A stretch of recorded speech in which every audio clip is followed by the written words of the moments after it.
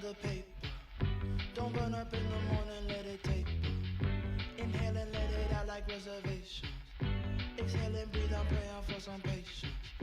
Proceed, I think I might, I think I'm as a kite. Don't call me for the light, I want a bright night. Don't show 'em like I'm sure, cause they keep it fight. I got my hands in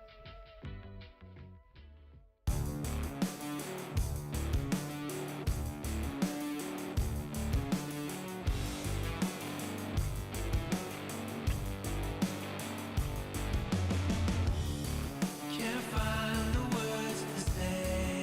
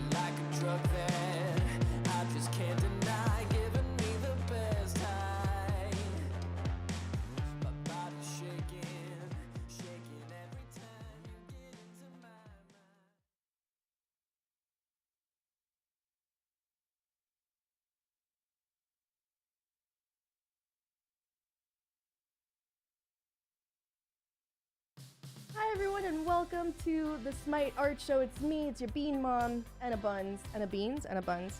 And with me today, we have a special guest. Jeff, hello, sir. Hello. Say hi, Jeff. Hi, Jeff. Do you like beans? Yeah. They're all right. They're okay. They're okay. Jeff, thank you for joining us, my love. We are here to, of course, show off such amazing artwork from the community, obviously. And Jeff is one of our amazing concept artists at, well, he was at SMITE for a while, and now you're on Paladins, and we miss you so much. Oh. But he was part of a very special skin that will be debuting after this. We're gonna have our fun little segment where we go through a really cool concept that will be featured in the update show. So stay tuned after we go through the artwork. But let's go ahead and jump right into the community artwork. We know what you're here for, other than beans. Let's just go ahead into it. All right, guys, so first up on the list, we have this amazing skin by I Am Shiny CM, who is one of our favorites. Everybody's our favorite. We love everyone. This is Beach Brute Ravana. That's awesome. We're starting off real strong. This is real strong. Goodness, talking about beans. That tattoo work. Oh, yes. So good. Love the call outs. Jeff is here to ground me and actually talk about the good parts. Oh no, we can go back to whatever. Oh, okay. Well, this is very good. I feel like Ravana doesn't get a lot of love skin-wise, so it's really cool to see him in a fun skin because he's such a serious type god, Yeah. you know? I mean, everybody is. And those floaties. Smite Perfect. floaties. Honestly, we should market those. We should actually make Smite Yeah. floaties. Because there's so many like pool skins that everybody loves. This is amazing. I Am Shiny CM. Thank you again for one of the coolest skins. One of the sexiest skins. All right, we need to move on. All right, keep moving. We're going on to number 2. This one's by NA1 Su, Nasu, I want to say. Again, I'm sorry if I'm butchering the name, but this one's so cute. That is adorable. Isn't that great? This was like one of the first images or one of the first fan art pieces that we got when we announced Chel. So it's Chel throwing La Chancla, as some of y'all know. I personally know of it, to Camisats. And Chel Blanque is just like, well, okay, what you doing, girl? Isn't this adorable? Don't know. What is the Chablanca? Is that her shoe? No, the chancla is sandal. Okay. So it's a thing where it's like if you misbehave, your mom's gonna get her shoe and throw it at you. And we've had many shoes thrown at our heads as we were growing up. Really funny. But this is so cute. I love it so much. Thank you for this piece. Moving on to number 3, we've got y'all need to calm down. Go to number 3 and you'll see what I mean. Hey, y'all, come on. I am married. Calm down. This is by Alias Starks. Susano, looking ripped. How you feeling, Jeff? It looks amazing. That is not an easy pose to get. Like Yes. the arms crossed is super hard. it. I hate drawing it. Especially like a big bulky dude Yes, too. Like right. that elbow is the worst. Yeah. I hate it so much. But good Lord, he's been eating his greens. Aphrodite is like peeping, like, ooh, hey, what's up? You know that thing, right? The community, Aphrodite and Susanna are just like a couple. Yeah, it's a thing. Oh, okay. It's a thing. Thank you so much, Alias Starx, for the Susano. I am sweating so hard. Moving on to this next one, we've got by Cybe15, and this is a really cool skin. This is a Dyad Aphrodite, and they had posted this because I think it was for the spring challenge. We gave everybody a spring challenge the last show because, you know, obviously spring equinox came, and we wanted to see all of their springtime gods. So I think this is one, or it might have been just a separate type of woody concept, but I love it. I think it's really cute. For Aphrodite. Oh, yeah. Yeah. It's nice to see her in those colors, sort of like the blue and pinks and all that. So Yeah. Personally, I love anything with like a wood theme to it. So yeah. Thank you, Cybe15. Appreciate you, girl. Moving on to this next one. This is very ambient and very cool. I am a huge fan of big backgrounds because they scare me. So this next one is Cyberblade Amaterasu. Nice. By iFlero. Yes. I'm sorry, y'all. The names are eluding me today. Look at this. Isn't this so cool? That's so good. I love the pose, too. She's looking at her nails, like, after beating up a bunch of bots and stuff. And that, like, the light being cast by that glowy sword. So good. Yeah, it's excellent. Like that city background too. Oh, Yeah. God, how do you do it? It's amazing. Right. Thank you so much. And now moving on, we're breezing by these because they're just we have some good ones today. This next one is by Gaia the Muse, and this is just a really cool scene. It's just Neath, and then I think it was diamonds. Yeah, so it was. She posted the caption was like something to do with diamonds. So it's Neath, and then you have like all the other gods surrounding her in the reflections, and I think that's just like really cool. Oh yeah. Yeah. Like all those like the facets and very cool. Yeah, monochromatic too. We love a monochromatic piece. This could easily be a poster too. So, thank you so much, Gaia the Muse. We love that. Also, we miss Neath. Okay, all right. This one was going to be a surprise for you because like Jeff is one of my favorite. Oh yeah. I haven't seen anything. Well, this one specifically because Jeff is like one of my favorite concept artists. And this one is so good, guys. This next one, this is Tiny Danza Burrow. It is a skin of a very famous, I don't know if I can say his name, but he's a very famous British singer, pianist. Look at him. So amazing. Isn't this the best thing ever? Oh my God. Oh my God. I know they went with the pink theme for the full orthos in the bottom, but I love the white one. The white one. Yeah, that was my right where my eye went. That's the classic one, isn't it? Oh, there's more? Yep, this is the second one. And we love in the art show when artists, especially concept artists, give us their iteration of the abilities of the gods, and they put so much detail and love into it. Yeah. Like obviously, look at number 4 where he like lifts his little feet up. There's so much work here. Like this is, on par, pro level stuff. Hire them. It's so good. I know. Will you go back? That's like I love that weapon. The piano. Yes, Isn't that's that so great? good. We're gonna have to cut this segment out because I hope that we could just like make this a skin and then we're just gonna surprise the community. It would be great. We totally should. Isn't that awesome? I love it. Oh, it's so good. And this one's by Chel Kushi. I'm sorry, I didn't even say their name. I just noticed the disco balls. Yeah. Or the tanuki pouch. Yeah. Ah. It's perfect. It works so well. Because like Danza, with Danza, you have to draw some sort of dangly bits. Yeah. That's just the thing. It's part of the lore, right? It's a PG. The magical pouch. Yes, the magical pouch. Thank you for keeping it PG.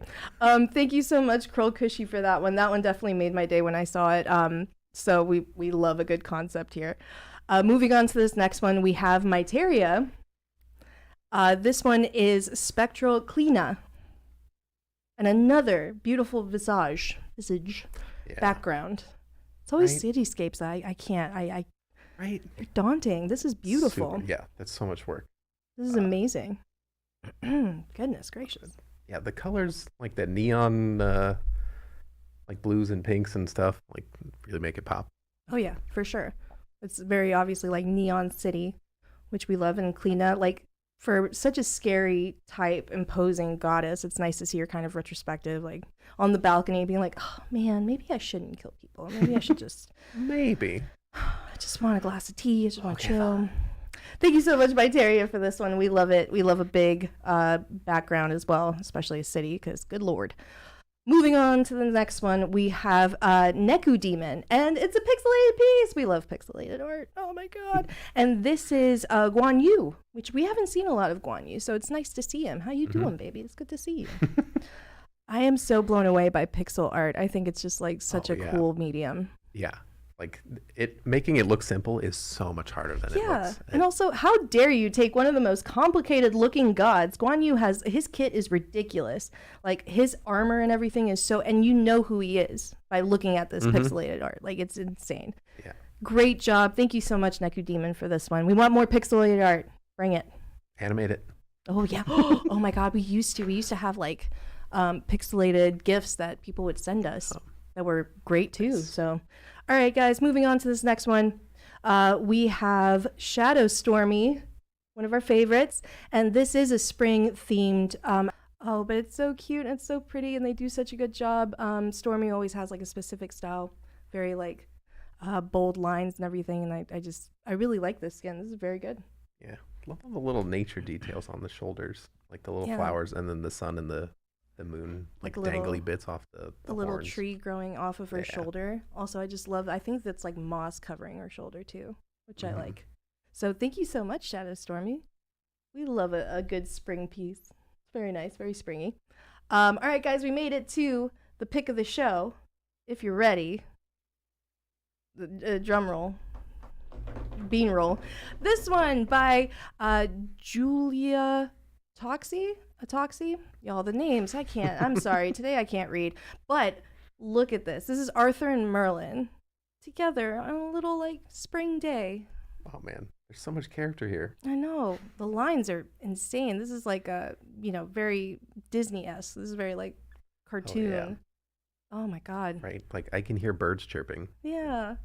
It's giving me midsummer vibes, but nobody dies and everybody's happy. I hope.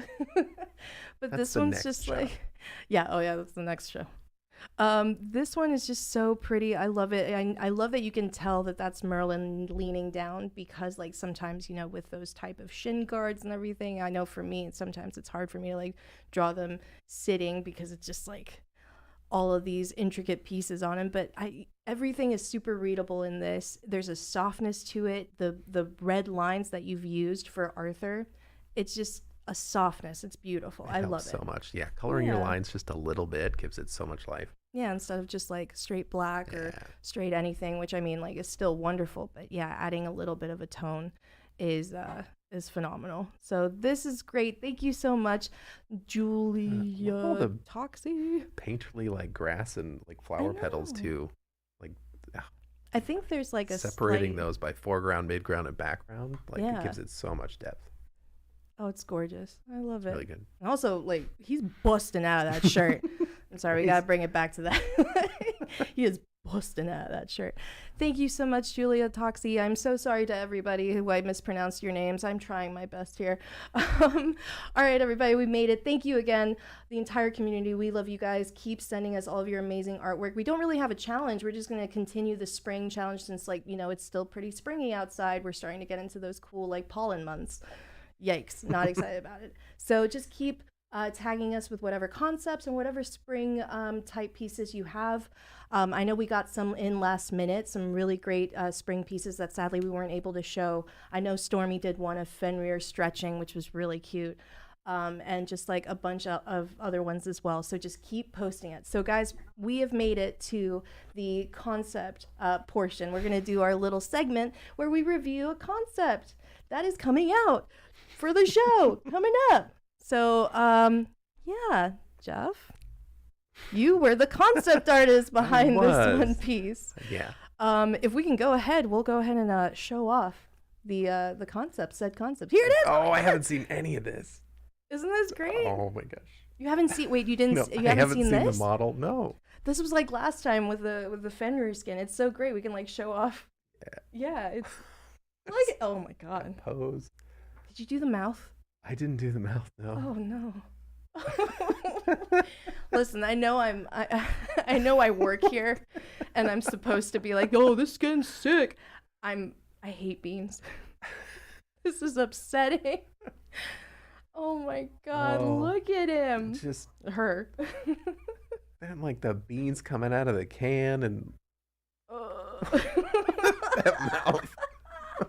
I don't have anything to say except like, I can smell the farts from here. Right?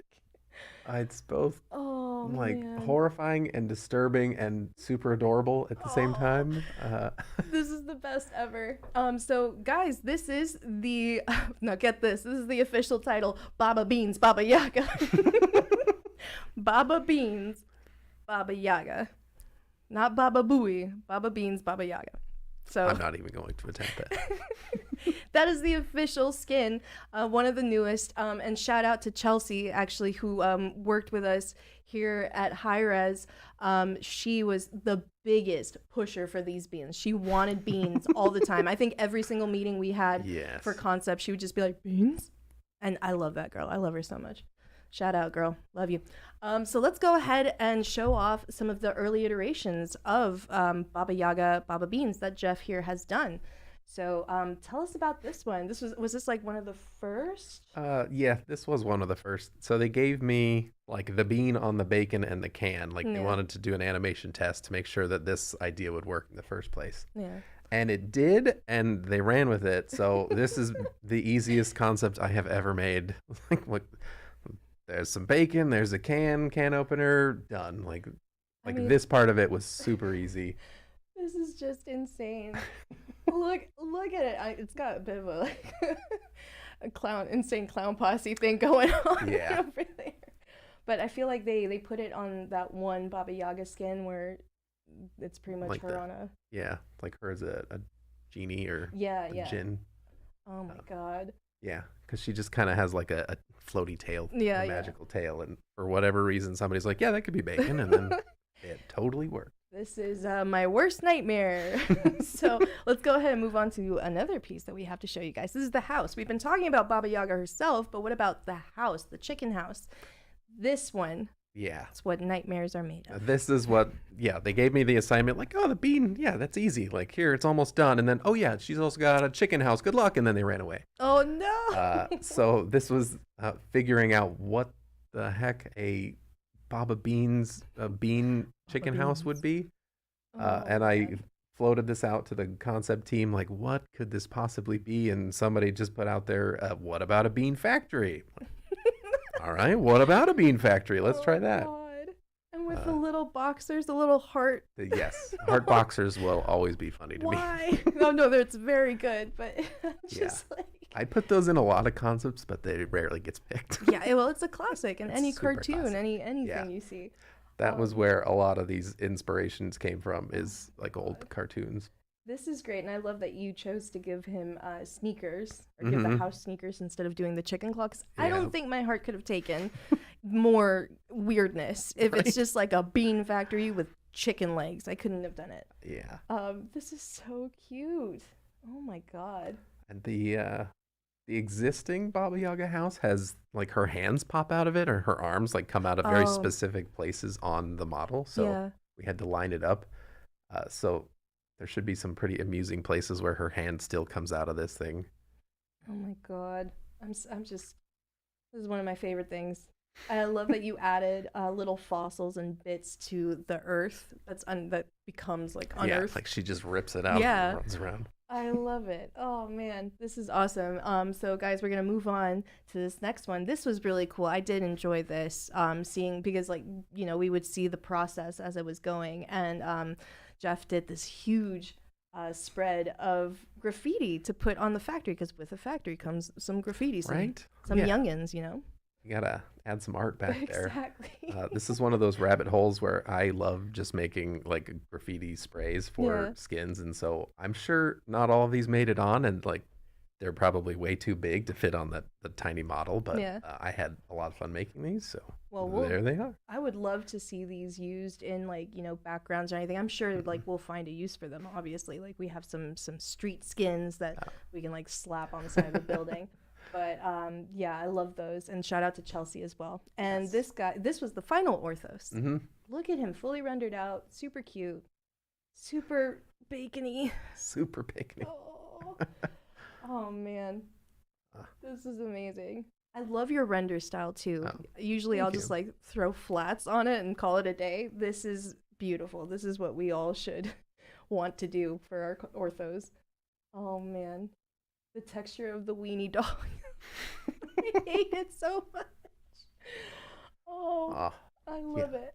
just a little like hint of speck. Yeah. That she's a little slimy. It goes a long God. ways. I'm just glad you didn't add like so much slime where it's like, you know, a little bit of like Feels a dripping bean yeah, goo. thank you for not doing You're welcome. the can openers are really great too. The little salt shaker, I think pepper shaker possibly. Sure, could be both. I love Monster.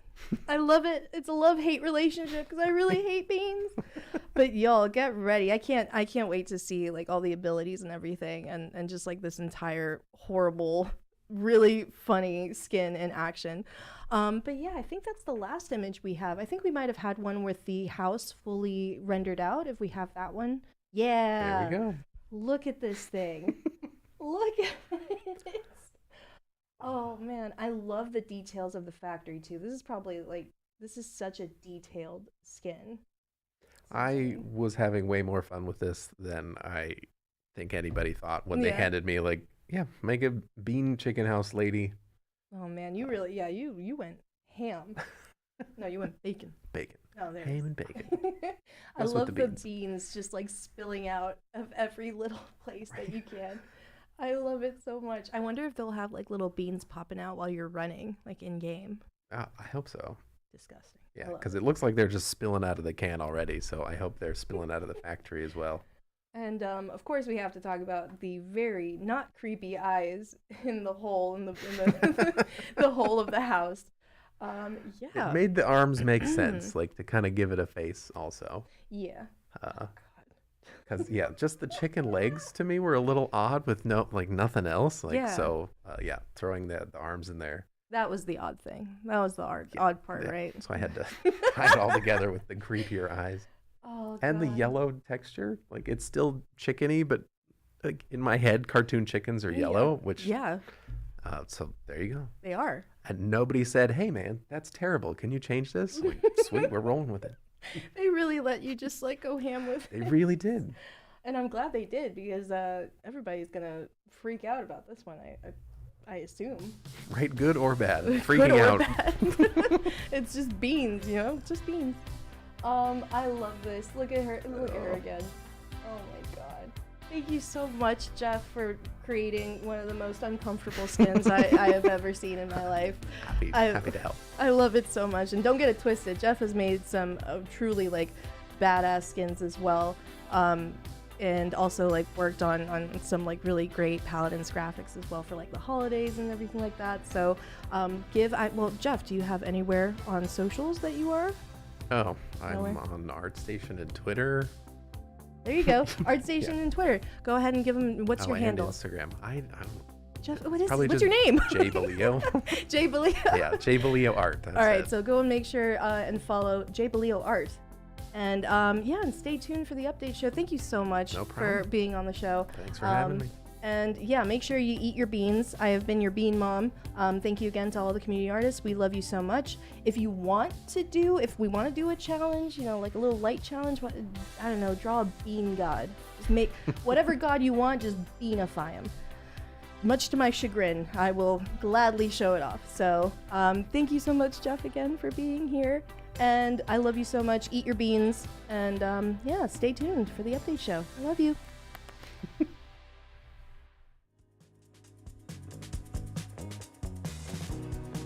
I'm just a human in motion. Yeah, I'm looking ahead, looking out for someone like you.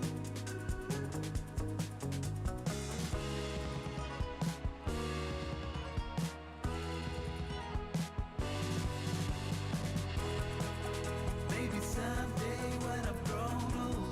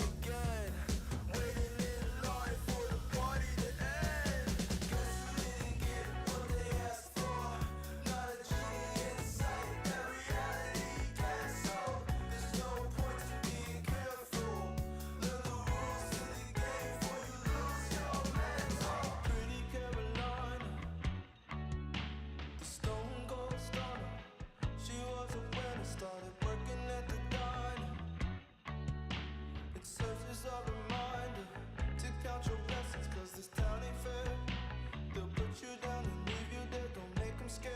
Yeah, that's the ugly truth. How they coming for you. Yeah, yeah,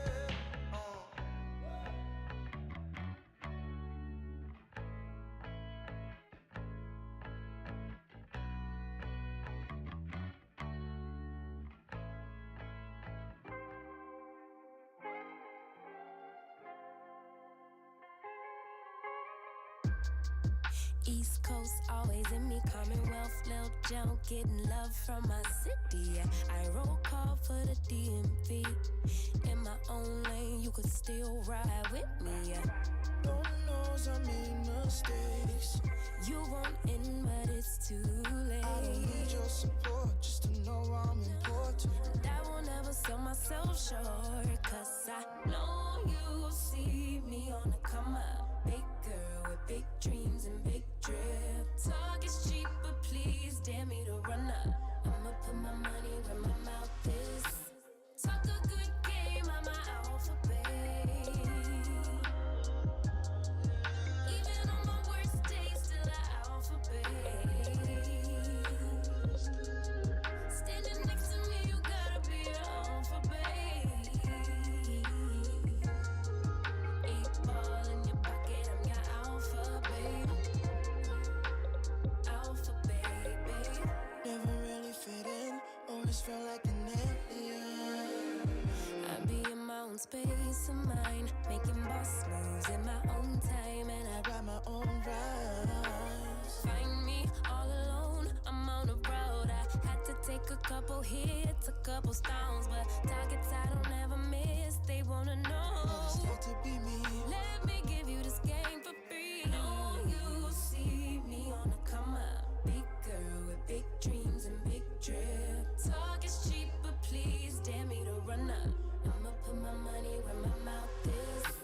Talk a good game, I'm my alphabet. Even on my worst days, still an alphabet. Standing next to me, you gotta be an alphabet. 8 ball in your pocket, I'm your alphabet. Yeah, alphabet.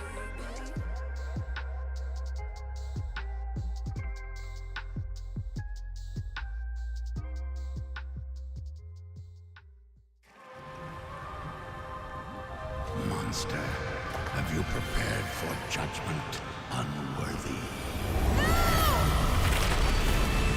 These lands are ash and blood. And yet, in destruction, there is beauty. In pain, there is healing. And in darkness, there is hope.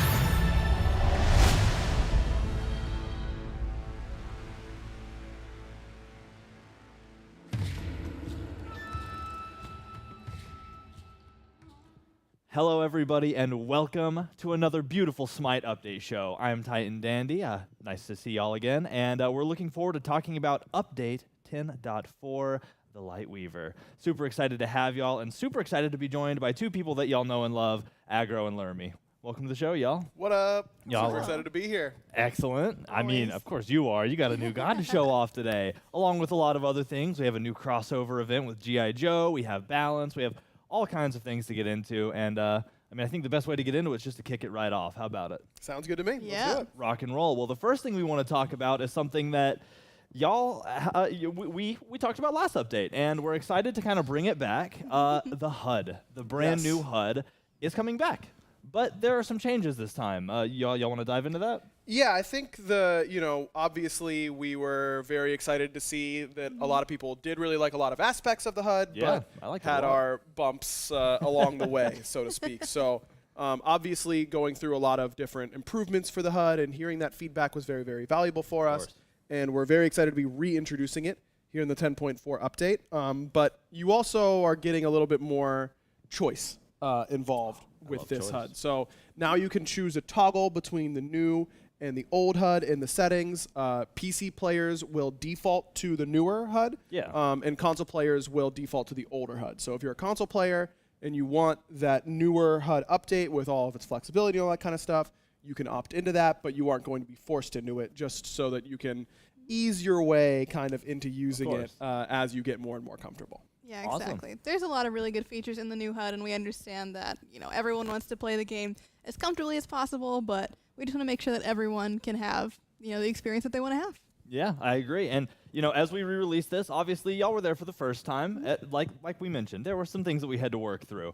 But we did that because of y'all's feedback, and I think I speak for all of us when I say, again, we're looking for that feedback. As we re-release, we're going to be continuing to look for ways we can improve this new HUD system and make the game truly an experience that you can love and enjoy. So continue to provide that amazing feedback. Thank you for what you already provided, and I'm looking forward to using the new HUD again. I really liked it. Oh, me too. Yeah, definitely had some setups cooking that I'm excited to get back to. The map right in the middle of the screen was perfect. Map awareness was always on point. Yeah, I saw some really crazy HUDs that I'd love to see it in practice. That's all I'm going to say. Yeah, gotta see those pro HUDs at you. So, all right, well, super cool. So from there, we're gonna dive into another exciting new thing. How about a G.I Joe crossover event? Ooh. Huh? Let's super awesome. Let's take a look at that.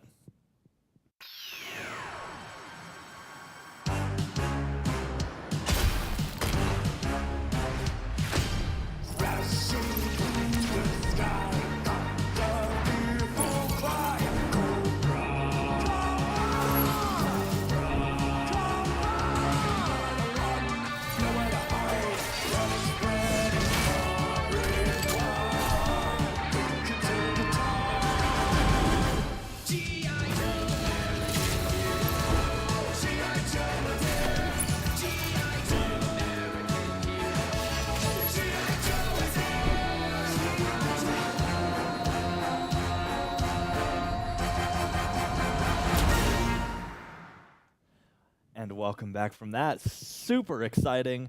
Absolutely love it. Incredible, incredible, incredible. And it's G.I. Joe, it's a classic. Yeah, absolutely iconic name. We've got a lot of really awesome crossovers in Smite, and getting a lot more of these iconic IPs to work with our game has been really, really exciting. And G.I. Joe has been around for so long and has such a great storied history and so many really awesome characters, and to get a chance to see them brought to life in Smite has been really, really, really cool. Yeah, let me tell you, as someone who had not known all that much about G.I. Joe before, when I told my dad that I got the chance to work on this, dude, he was so excited. I couldn't believe it. I had definitely seen some of the films before, but I have learned to have a new appreciation for G.I. Joe and all of its work around that, because it's just such a fun franchise. Yeah, and again, an absolute classic. Well, much like you, I was somebody that I knew of it, but I only knew the basics. I was only a basic fan, but being able to talk to people who, I've seen pictures of people who have whole collections in their basement from the company. Dude, like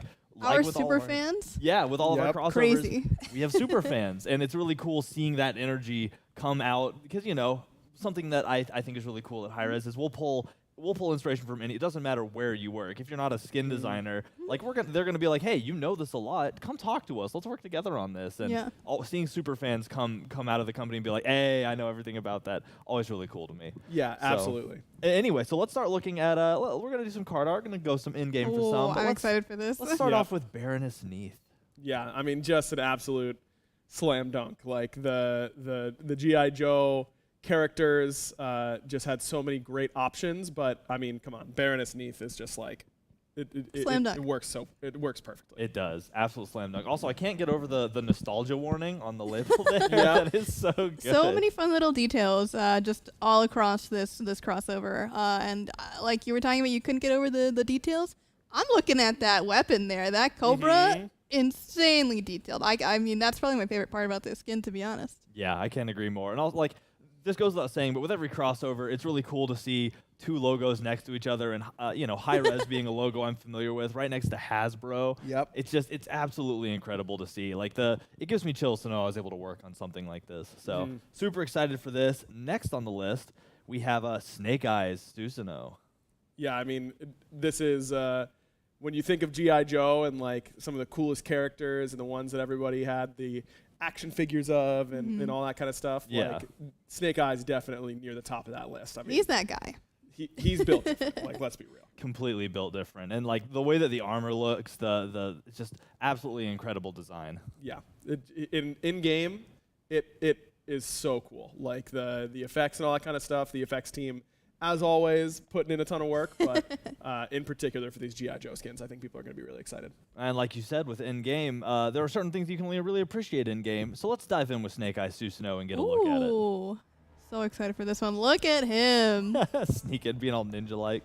That's what he do. Oh, look at the red slashes, dude. Even the basic attacks look sick. Yep.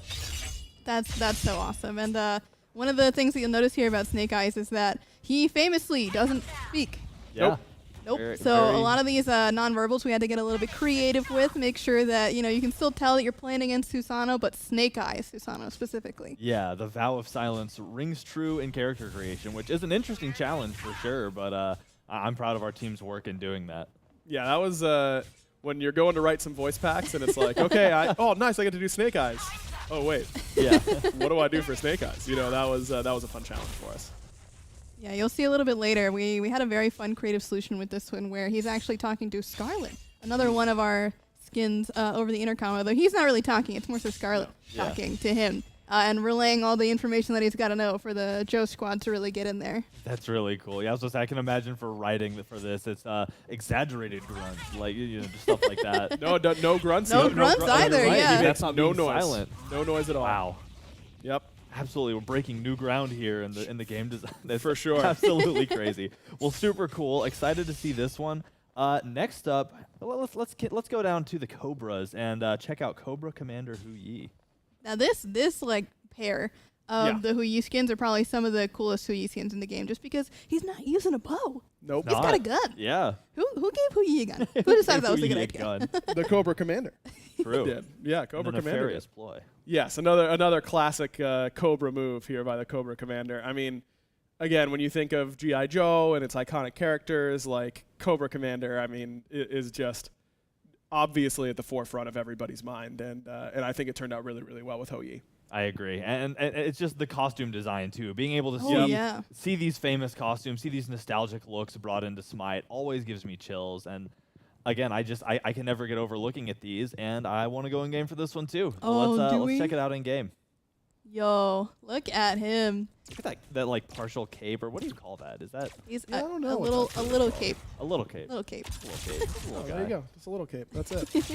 Yeah, whenever we get to do these skins that really push the changes to the god, I think that's something that a lot of players get really excited for, and there will be a lot of players who love the feeling of this type of basic attack from a Hu Yi skin as opposed to some of his other skins, and I think that getting to we do these pretty infrequently because they are a lot more difficult and present a lot of art challenges and all that kind of stuff, but when we get the opportunity to do them, the team always really delivers, I think, and it feels really, really fun. Yeah, this one certainly does deliver. I certainly couldn't agree more. This looks really good, and I'm super excited to play against it, and just in general see it in game. Dude, the little I love flip, these crossovers. And the jetpack too. It's right? so stylish too. It's so cool. Look at him go.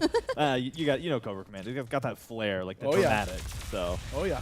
awesome. Well, next up, let's check out Scarlet Neat.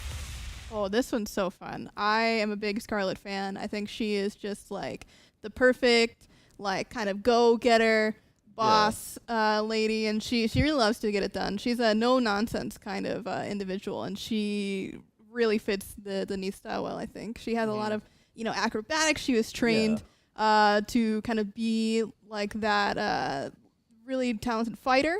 Although she also has the brains to go behind it as well. She is, one of the more intelligence people. I forget exactly what they're called. But she does a lot of the reporting to Snake Eyes when he's out and about. But she's not afraid to get her hands dirty as well. So Yeah, I would say from what research I did as well, like not only is that all true, but I also learned that one, she is like so important that she has secret duties that not even the Joes know about. So like that's how crazy like in the work she is. She has stuff that even the Joes are like, listen, we don't know what she's got the secret missions. you just trust her. She's But gonna get it done. also, and Joe fans, correct me violently. I'm sure you will if I'm wrong.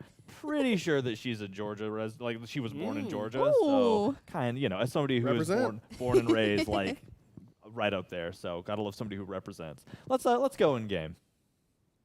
Yes, look at her and her very fancy crossbow that shoots out bolts of energy. Love it. That It's is a future fancy crossbow for sure. You don't see those everywhere. Oh, the Joe logo That's so there. cool. That Joe is logo. that is so awesome. Love those little details, in the targeters and all that kind of stuff. Yeah. Always but- makes me regret playing on instant casts. For some of these That's abilities, true. you know? You do And you lose can a bit of that. check out but- the weave as well. Her passive has a fancy little bit in Oh, there, that's but this is a That's really so sick cool. ultimate. Wow. I actually didn't. I'm kind of an insta shooter. Yeah. Because people always tell me, "Hey, I need ethal," and I'm like, "Okay, it's coming," and then they're like, "Where is it?" It has to come across the map. What, you you're know? not just sitting in it all the time? That's No. That's how mine I use didn't gameplay pull an looks all the Emilito, time. to be honest. Yes. Yeah, you got to just sit there and Yeah, all you have to charge do is all you have to do is get ult and then sit in base. You're done at that point. Yep. You're just global ult assist. So That's all you have to do when you play Neath. exactly, that's how I do it. That's nobody's ever complained. All right, well, cool. So next up, let's check out.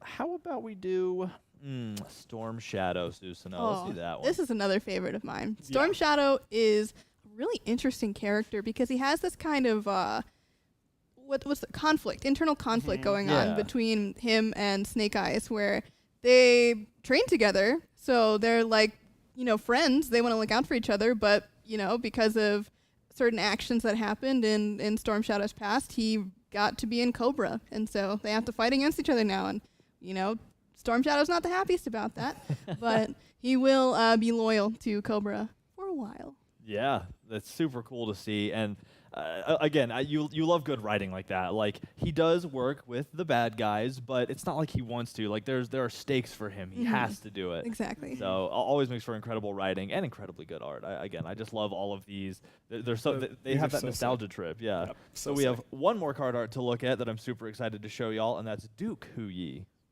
Yeah, Duke, really, really excited to add him to the lineup. I mean, definitely a big character throughout the G.I. Joe franchise and part of some pretty iconic moments there. And kind of like what Lermy was saying with Scarlet, where, on the surface it seems like, oh, it's just, is he just default army guy? And it's like, no, he's got a lot of really interesting background and story. And he's master of many languages and really, really intelligent, as well as being a great leader and soldier. So really, really cool character here. And I think that just like Cobra Commander Duke Ho-Yi looks so cool. Like very, very unique feel in a really awesome way. Yeah, and one you'll definitely have to see in game. We're not showing you that. We got to leave some surprise for y'all. Yeah. So another cool thing about him, and again, correct me if I'm wrong, but these are just the facts I remember.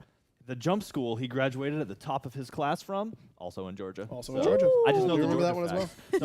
So I would be so this is going to be an event coming. I kind of got so excited I skipped over the event talk. So you've seen similar events in the past. Y'all know how we do our events. They've got a lot of cool content. So we'll have those 6 skins that you just saw, as well as 2 really cool cosmetic packs you can get. So, and I would also be, I feel terrible if I didn't shout out an absolute legend, and Yannick Paquette, who did a lot of the art for this stuff. Helped work on this, and absolutely incredible, like comic legend Yannick is. So Wonder Woman, one world, I believe. Like I'm excited, so I'm forgetting the names. I wrote everything down, but you know how it is. But Swamp Thing, like an incredible bunch of work. Won the Schuster Award for Outstanding Artist. Like absolute legend in comic book history, and did work for this. So absolutely huge shout out, absolutely incredible work, and we're really excited for all of y'all to get your hands on this event. It's something that a lot of people put a lot of passion into, as we tend to do, though. So because we just love doing things for y'all and love getting to work with all of these incredible IPs. 100%. Oh yeah. All right. Well, now that we've talked about that, it's time to get into the into the business. Let's talk about some balance changes, shall we? A little nitty-gritty time. A little nitty-gritty yeah. time. All right, so we got the pros here, and we're going to start off talking with some blue buff change. So let's dive in. What happened to blue buff? Lermy, you want blue buff? Oh boy. All right. So we heard you, Soul Laners. We Yep. heard you. Since the change into year 10, we had to remove a little aspect of blue buff previously to incorporate the silver buff, and so we understand that has been the feedback that we want blue buff to do something else other than give you mana. So we got you, Soul Laners. We got you. Now, when you pick up the blue buff, enemy lane minions hit by your damaging abilities will now take an additional 5 true damage. But that's not all. Enemy jungle bosses hit by your damaging abilities will take an additional 3% of their current health in true damage. And then, of course, you got the subsequent hits clause, as always, when you have that extra damage. So your King Arthurs aren't doing a million billion damage to fire Surely giants and whatever. So, No. but yeah, blue buff does something fun now. You do extra damage. Yeah, I really wanted to, like Lermy said, losing that CDR component, lost a little bit of interest in blue buff, particularly as the game went on. But it's hard to put really game-changing effects on a buff because they aren't guaranteed. Yes, exactly. And so if your buff gets invaded, if you're losing gold and experience, which you always are, but then you're losing a very critical actual laning component, then it just starts to snowball a little bit too quickly. So we felt like this was a good spot to start it, where it's impactful in the early game, will help your clear. We might see different types of solo laners start to rise because they get this increased clear, but there's inherent risk involved in that because you might get your blue buff invaded. And then of course the enemy jungle bosses, so that it scales throughout the game and is still relevant. That's something that I think is really exciting because previously blue buff kind of has never really scaled to that kind of level where it is so important in the late game. So you could be seeing a lot more invades onto blue even into the late game, which I think is incredibly exciting with this change. Especially with it being right next to Fire Giant, I think we could definitely see some interesting fights there. Incredible. Well, that is one spicy change, but not to be overshadowed by the next spicy change we're going to talk about. Why did I tell you to take blue? I should have taken blue. So all right, mid laner, tell us what's up. All right, well, we have game-wide percentage pin changes. Let's get into that. Yes, let's get into that. So we've heard a lot of the talk about the state of the game and how fast people are dying. Obviously something that we're always keeping a big eye on. And we hear what the community is saying, and we feel it in the same way that they are. And this is something that we really think is a good step in the right direction. We're interested in hearing community feedback, and once you get your hands on it at PTS and once it goes live, if this is giving you the desired feeling that everyone is looking for. But percent pen being so ubiquitously available on items these days. It is on a variety of items, and we do like that it is more accessible than it used to be, where before it was just one-stop shop. You get your Titan's Bane or your Obsidian Shard, and you're done. Yeah, that's it. That created a lot of power spike issues and power curve issues. We think that by decreasing the overall cap from 40% to 32%, and then taking all of these 20% items and shifting them down to 16%, and all the 10% items down to 8%. So everything's moving down, but it's still the same value. 2 of the old 20% items will get you to the cap just like they would have before. And they're still interacting in all the same ways, but just removing some of this penetration should address 2 things. Number one, late game death times, how fast people are dying, burst damage in the later stages of the game against every character. Because now there are a lot of auras in the game that give a lot of protections. Base protections are fairly high. This percent pen change will matter even against squishy characters. But we've also heard a lot of feedback from tank players that they aren't feeling impactful enough. Once we get to the late game stages. Their early game is feeling pretty strong. But once they get to late game, you buy your Spectral, which we'll talk about, you buy your other things, and they're still feeling like they take too much damage. We think that by reducing this pen cap, we can have them feel still impactful without adding damage to their kits, because that's something that we've talked a lot about. I think that overall, we are pretty happy with the threat that frontliners impose on backline, how threatening via damage Warriors and Guardians are. We don't think that there is a huge issue in that space right now. Certainly, never perfect, but we don't think that that's going to be a system that we need to really dive deep in at this exact moment. How can we make them feel more effectively tanky without making them too tanky in the early, all that kind of stuff. So we're very interested to see how everyone feels about this percent pen change across the game. But in testing, I think it's felt really, really good. Yeah. And and slowed down that late game burst by a noticeable amount. Yeah, and we tried it in a bunch of different roles. Because we tend to move all around the map when we're playtesting, making sure that we're hitting every single role. And so from a variety of them, it felt pretty decent. And like you said, not so much impacting the damage from squishies to squishies or tanks to squishies. It's more so that squishy to tank ratio, making sure the tanks are feeling impactful, not by their damage, but by their tankiness. And even in those squishy versus squishy engagements, the burst damage is is definitely noticeably affected by this type of change. So that's something we're also keeping an eye on, and you'll see some other changes towards that type of idea. But we hear what the community is saying about late game burst damage against frontline and against backline, and we think that we've got a couple of really good plans in the pipeline in order to address that. Yeah, and that sounds great. As a support player, for one thing, that sounds incredible because, you know, I like being able to get in there and have these sustained engagements where I agree. As a tank, I shouldn't be bursting down the back line, but being able to get in there and utilize my kit to either peel or to keep somebody still so that my damaging teammates can do what they need to sounds great. And even on those rare occasions that I play somebody squishy and damage dealy, having a little more time to survive so that you can do a little more skill expression. You know, it's not just I missed my jump or didn't dodge this ability, I'm out of the fight. It's a little more time to express that skill or develop that skill, I guess. Sounds super good to me. So I'm really excited. And there's just a couple more points to this. You know, so a couple of those exception items that aren't really the 20%, 10%, 5%. Being Executioner in its glyphs is seeing a decrease in its protection reduction.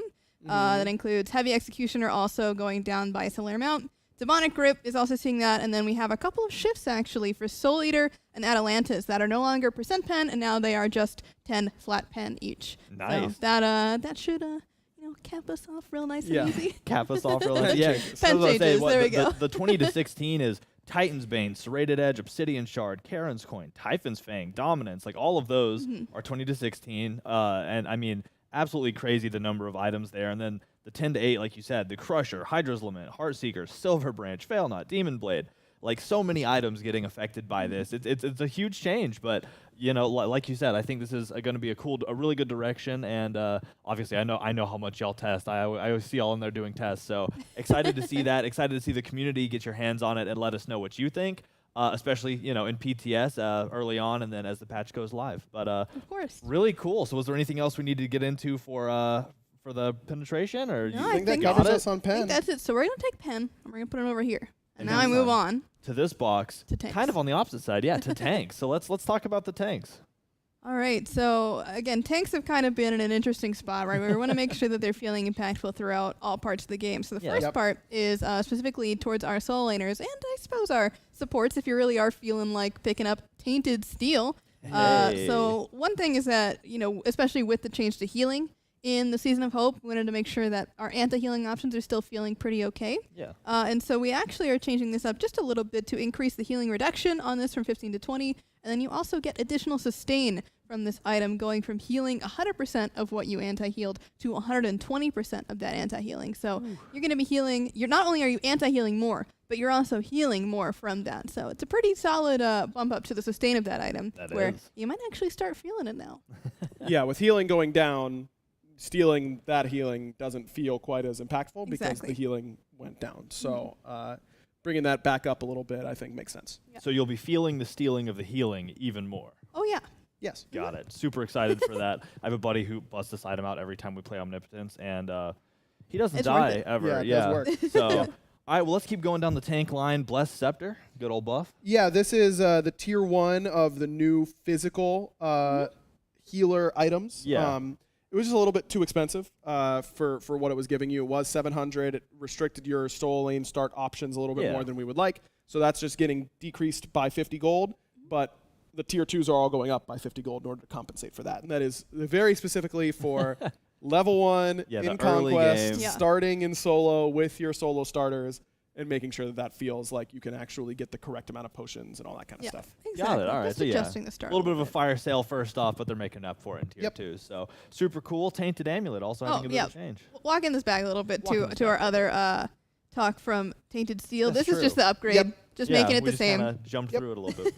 So cool stuff to that. So Round Shield also getting a little stronger. Yeah, Round Shield again, kind of like Blessed Scepter, wasn't quite giving you enough, but instead of cost, we decided to just increase the stats a little bit on Round Shield, as those stats were not exactly wowing. Yeah, a little bit of a polish just to get the shield back to where it needs to be. Yeah, little more power for it. And then Glad Shield kind of following the shield line. Yeah, similar along those same lines. Glad Shield, is an item that has a storied history, to say the least. A lot of times in Smite's history where Glad Shield has been quite good. Yeah. I would not say that this is necessarily one of those times. Fair. And we didn't want to increase its offensive capabilities. That's something that we are very clearly monitoring and all that kind of stuff. So just wanted to give it a little bit more cost efficiency by dropping its cost and increasing its health, just making it a little bit more efficient for those gods Yeah, that a want to little more bang for your buck. Yep. Super cool. So continuing the tank line, Archdruid's Fury also getting a buff. And this was an item that we saw a lot in PTS. It showed up. A lot It showed up. in the first patch of the year. We did do a couple of changes to it in the past that, decreased its effectiveness by what I would argue is quite a lot. Scientific term. Yeah, it's So coined. we're doing a little bit extra adjustment to it to give it a little bit of its potency back. We're not trying to make it, as crazy as it was when we initially We're not released trying it. to make everyone have the worst day at their job or anything like that. No. But we are trying to make it a little bit better to increase, its chances of being picked up. So what we're doing for it is decreasing its cost because it was a little bit prohibitively expensive, and we're giving it just a little bit more passive damage in that component where you take damage and then you deal some back with your basic attack. Again, as magical damage, not as Yes. Yeah, Not changing the That damage was the type. big- That's No, that's yeah, staying. still Yeah. the magical damage. Not the Magical true damage. damage. Magical. Yes. So it'll truly deal more magical damage. Yep. Don't quote Yep. me on that. Oh, All right, well, boy. cool. That kind of we're taking boxes, putting tanks over to the side. Now this box is just very, very individualized, very specific. Bloodforge getting a bit of a nerf. Yeah, Bloodforge was kind of this for fun item for Yeah. a long time, and then it messed around and got a bunch of buffs, And then it and found then it still out. didn't see play, and then it got a bunch more buffs, and then we ended up where Bloodforge is one of, if not the most popular item in Yeah. the game right now. We're just going to decrease this physical power a little bit. That's still an item that we're looking at. A lot of this work for a patch goes in, and then there's a bunch of community discussion afterwards, and it's Yeah. like, we wish we could do that this very second, but it might have to wait Yeah, until gotta give it a minute. bonus or the next patch or however it works. But Bloodforge, for now, decreasing the cost, going to keep a close eye on it, and make sure that it's still not an outlier after this. Got it. That sounds good. Yeah, you gotta love when something kind of gets not even shadow patch. It's just people are like, we don't care, and then finally somebody picks it up and they're like, this is incredible. Yes, So, that happens a lot. yeah, it definitely does. You'd be Yes. surprised. So well, Gods cool, especially. Cool. Yeah, right. Cool. So let's move on. Hocus Pocus into Mage Land. Yeah. Starting with Book of Thoth getting a little bit of a nerf, actually. Yeah, so we've been loving the build diversity that we're seeing over Yeah. in Mage Land, as you were Yes. talking about. Mage Land.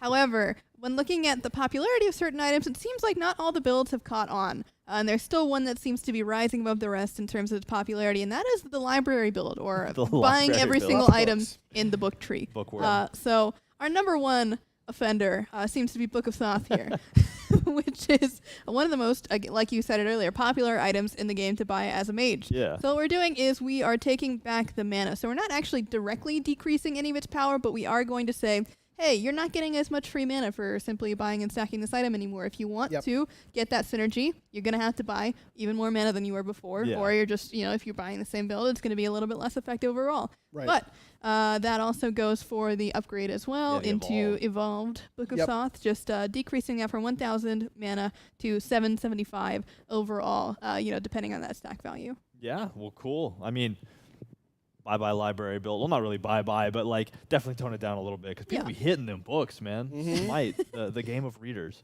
So next up, Tablet of Destiny is getting a little bit of a nerf as well, it looks like. Yeah, it's similar again, like Lermy said, we know that there's a lot of diversity in mage builds right now, but this was a build that we still felt like, especially at the casual level, we were seeing a little bit more than we wanted to. Yeah. And its power level was a bit higher than we wanted it to be. So just a small damage decrease on tablet, also fixing an issue where it wasn't dealing quite the correct amount of damage. A couple small bugs there. Yeah, just a few Little- small little tweaks. tweaks. Shouldn't be super noticeable, I don't think, but now it is working the way that we intended it to work, but now dealing 0.1% of your mana per stack. Got it. And not 0.12.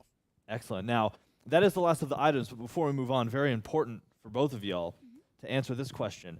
Is a tablet just an old-fashioned book? Yeah. Yes. Yes? Okay. Yeah, we literally were like, what is an old-sounding book when we were naming that Yeah, item. that actually is Really? it's Yeah, a Babylonian that is- item. So it's the first Babylonian item in Smite, which is very cool. Lore. I was just asking as a joke, and we got a lore drop. All right, There you I'll go. keep trying for that. All right, so we're moving into gods now, and this Ooh. one's gotten a lot of chatter, especially since Really? the last update. Yeah, you'd Are be you sure? surprised to hear. I don't think I've heard anything about I this know, guy. No, y'all- they're going to don't think use- you're serious. They're going to think Yeah, you're y'all don't use serious. Twitter, I understand, but Aphrodite getting a few nerfs coming out of this crazy healing patch. What's going on with Aphrodite? Yeah, a few might be an understatement. Yes. I was trying to ease them into it, but all right, Yeah. more than a few. So Aphrodite, had seen quite a lot of buffs to kind of get her ready for the Season of Hope with healing being decreased, because she's one of those characters that really heavily relies Yeah, on she healing. brought the heals. But it turns out that when you buff Aphrodite in a bunch of ways, that she becomes the #1 most winningest god in every single game mode in the game. So that was something. Little experiment we figured out. Someone's got to be #1. Yeah. It was Afro, and she was the leading lady a little bit. So she had to take the spotlight for a True. second, but we're making sure that she's not staying in the spotlight, because Yes. we hear you guys. We Yeah, understand she's that going it can be crazy. a little bit frustrating. So let's actually talk about what's getting changed. Let's get into First it. things first, Kiss. This might have been the feedback that we heard the most, is that it's Yes. just giving too many protections. Yeah. So it's going down by 5% to her soulmate. Additionally, she's also giving less movement speed. So not only are you, the soulmate, less tanky, but you also will be moving less quickly, which is, not as fun for the soulmate, but good for everybody else. Yeah, good Yes. for everybody else. Ooh. Lovebirds as well is getting an increased cooldown by 2 seconds from 14 to 16. And we're also decreasing that CDR that you and allies are getting from 0.25 a tick to 0.2. And also the heal's going down, because we also were looking at the healing of each individual healer that they were giving out. And Afro actually was doing a slight amount more than she used to by average. So we're taking that down just a smidge to make sure that she is still obeying the laws that we have set on Yeah, healing. the laws of not being the most incredible healer ever. So Exactly. which I mean, you can still do it. I believe in y'all being the most incredible healer ever. You just have to work for it a little more now. So sorry. Exactly. Well, cool. So yeah, those are some big nerfs. Looking forward to that. Guan Yu next on the chopping block. Yeah, Guan Yu, again, taking a look at a lot of these healers Yeah. that were heavily affected by the changes with the Season of Hope launch. Guan Yu, when looking at healing numbers in particular, and how his win rate changed from pre-healing overhaul to post-healing overhaul. Guan's was one of the few heals in the game that already functioned in the way that we changed every other heal to work, where Yeah. it didn't scale off of power in any way. It only was just per level. Yeah. So with everyone else kind of being brought to his healing level, the buff that he got, and the new healing items, he was just ever so slightly overperforming. And we felt like this made sense to fit the overall messaging that we want to go for, which is we want everyone to be healing less, which he was, but not by quite enough. Got it. Well, that makes sense. Excellent. Continuing down the path, Chernunos also getting a nerf. This is another wonderful piece of feedback that we heard from the community is That's we're right. tired of seeing Chronos and Ishtar every game. And you know what? I'm only a little bit offended by that. But that's okay. That's okay. We're listening. So first up for Chronos. We had a lot of debates on what the best nerf for Chronos would be, because Yes. he's one of those characters Got a lot that, going on. like Ishtar, has really solid clear. Yeah. And is really just good at clearing waves, clearing the jungle. That first wave pressure that he keeps is pretty good, and he scales very well into the late game. But the place where he landed was that Shifter of Seasons, specifically Autumn Got it. Decay, is now only going to reduce physical protections, because reducing both is, it's quite a bit of utility. When we looked at a lot of the other hunters in the class that also had this same style of protection reduction, it was only for physical characters and not for magical as well. So we thought that, okay, I mean, that's a good solid way for him to really only affect his damage and the other physical characters on his team and not so much benefit those other characters. Yeah. But additionally, that's not all. We've also just decreased that protection reduction by a very solid amount. Especially early. Yeah, early game. Max rank, it's more or less the same. One protection is basically not noticeable. But this is also something that we heard from pro players, where CERN has been really, really popular for a long time now. Yeah. That they felt like this was a big contributing factor. So hopefully this opens up a little bit more pick variety in the SPL in particular. Excellent. Well, you'll love to see it or hate to see it if you main CERN. But next up, I'm sorry, we got an Ishtar nerf. It's kind of a nerfy shift though, a little bit. Yes, so what's going on exactly. with Ishtar? So Ishtar is another character that has really great clear. She does, a lot of pros will say she's the second best clear of all the hunters, right behind Izanami, which, wow, that's quite a jump to go from Izanami to Ishtar. But still, we want to make sure that feedback is heard. So we are adjusting Strike Shot, which is the first ability's first form, the circle lob shot. Yeah. The bonus damage is going down at rank 1, and it's scaling back up only ever so slightly above where it was before. So you're doing 1 extra damage per basic at rank 5, which a lot of people are not ranking this ability first, but you're doing 3 less at rank 1, where you're probably going to keep it for a lot of that early game where the clear is mattering. And that adds up when you're talking about the number of times that you're hitting over the wave. That 3 damage per minion as well, that's going to add up. Yeah, it definitely stacks up. It's one of those things where it's crazy how you look at it and you're like, 3, like what a small number. But yeah, no, it builds up. The numbers are surprisingly small looking, but they're big effectiveness having. It's I speak very well. It's like aiming a camera at something far away. Like you do a little bitty turn and it's like a mile has moved. Exactly. So absolutely crazy. So let's move on. Now we got a buff to talk about. Shock getting a little more muscular, huh? Okay, so He's we cooking. talked about Afro and Guan and how we're taking a close look at them post Season of Hope launch, all that kind of stuff. We're also looking at the ones who are not the healers that were affected and are not performing to where we want them to. Yeah. And bringing some of those up. And Chalk is the first of that list. Chalk was a name that came up a lot in a lot of the Reddit threads and on Twitter, and we heard that feedback, waited to see what the data was saying. Yeah. Data supported a lot of that feedback. So Chalk's getting a very simple change and then a very spicy change. Not very spicy, I suppose, but Thunderstrike, this is the one. 10 more base damage at all ranks. We know that things like this help warriors a lot more than you think they do. And we felt like there was room for his damage to go up just a tiny bit, but with such a confirmable and easily hittable area, didn't want it to go too crazy. Yeah, exactly. Instead, we're doing something a little fun with Rain Dance. I love So Rain Dance already slows in a big area, and attack speed slows in a pretty big area, and now it will also power reduce in a real big area.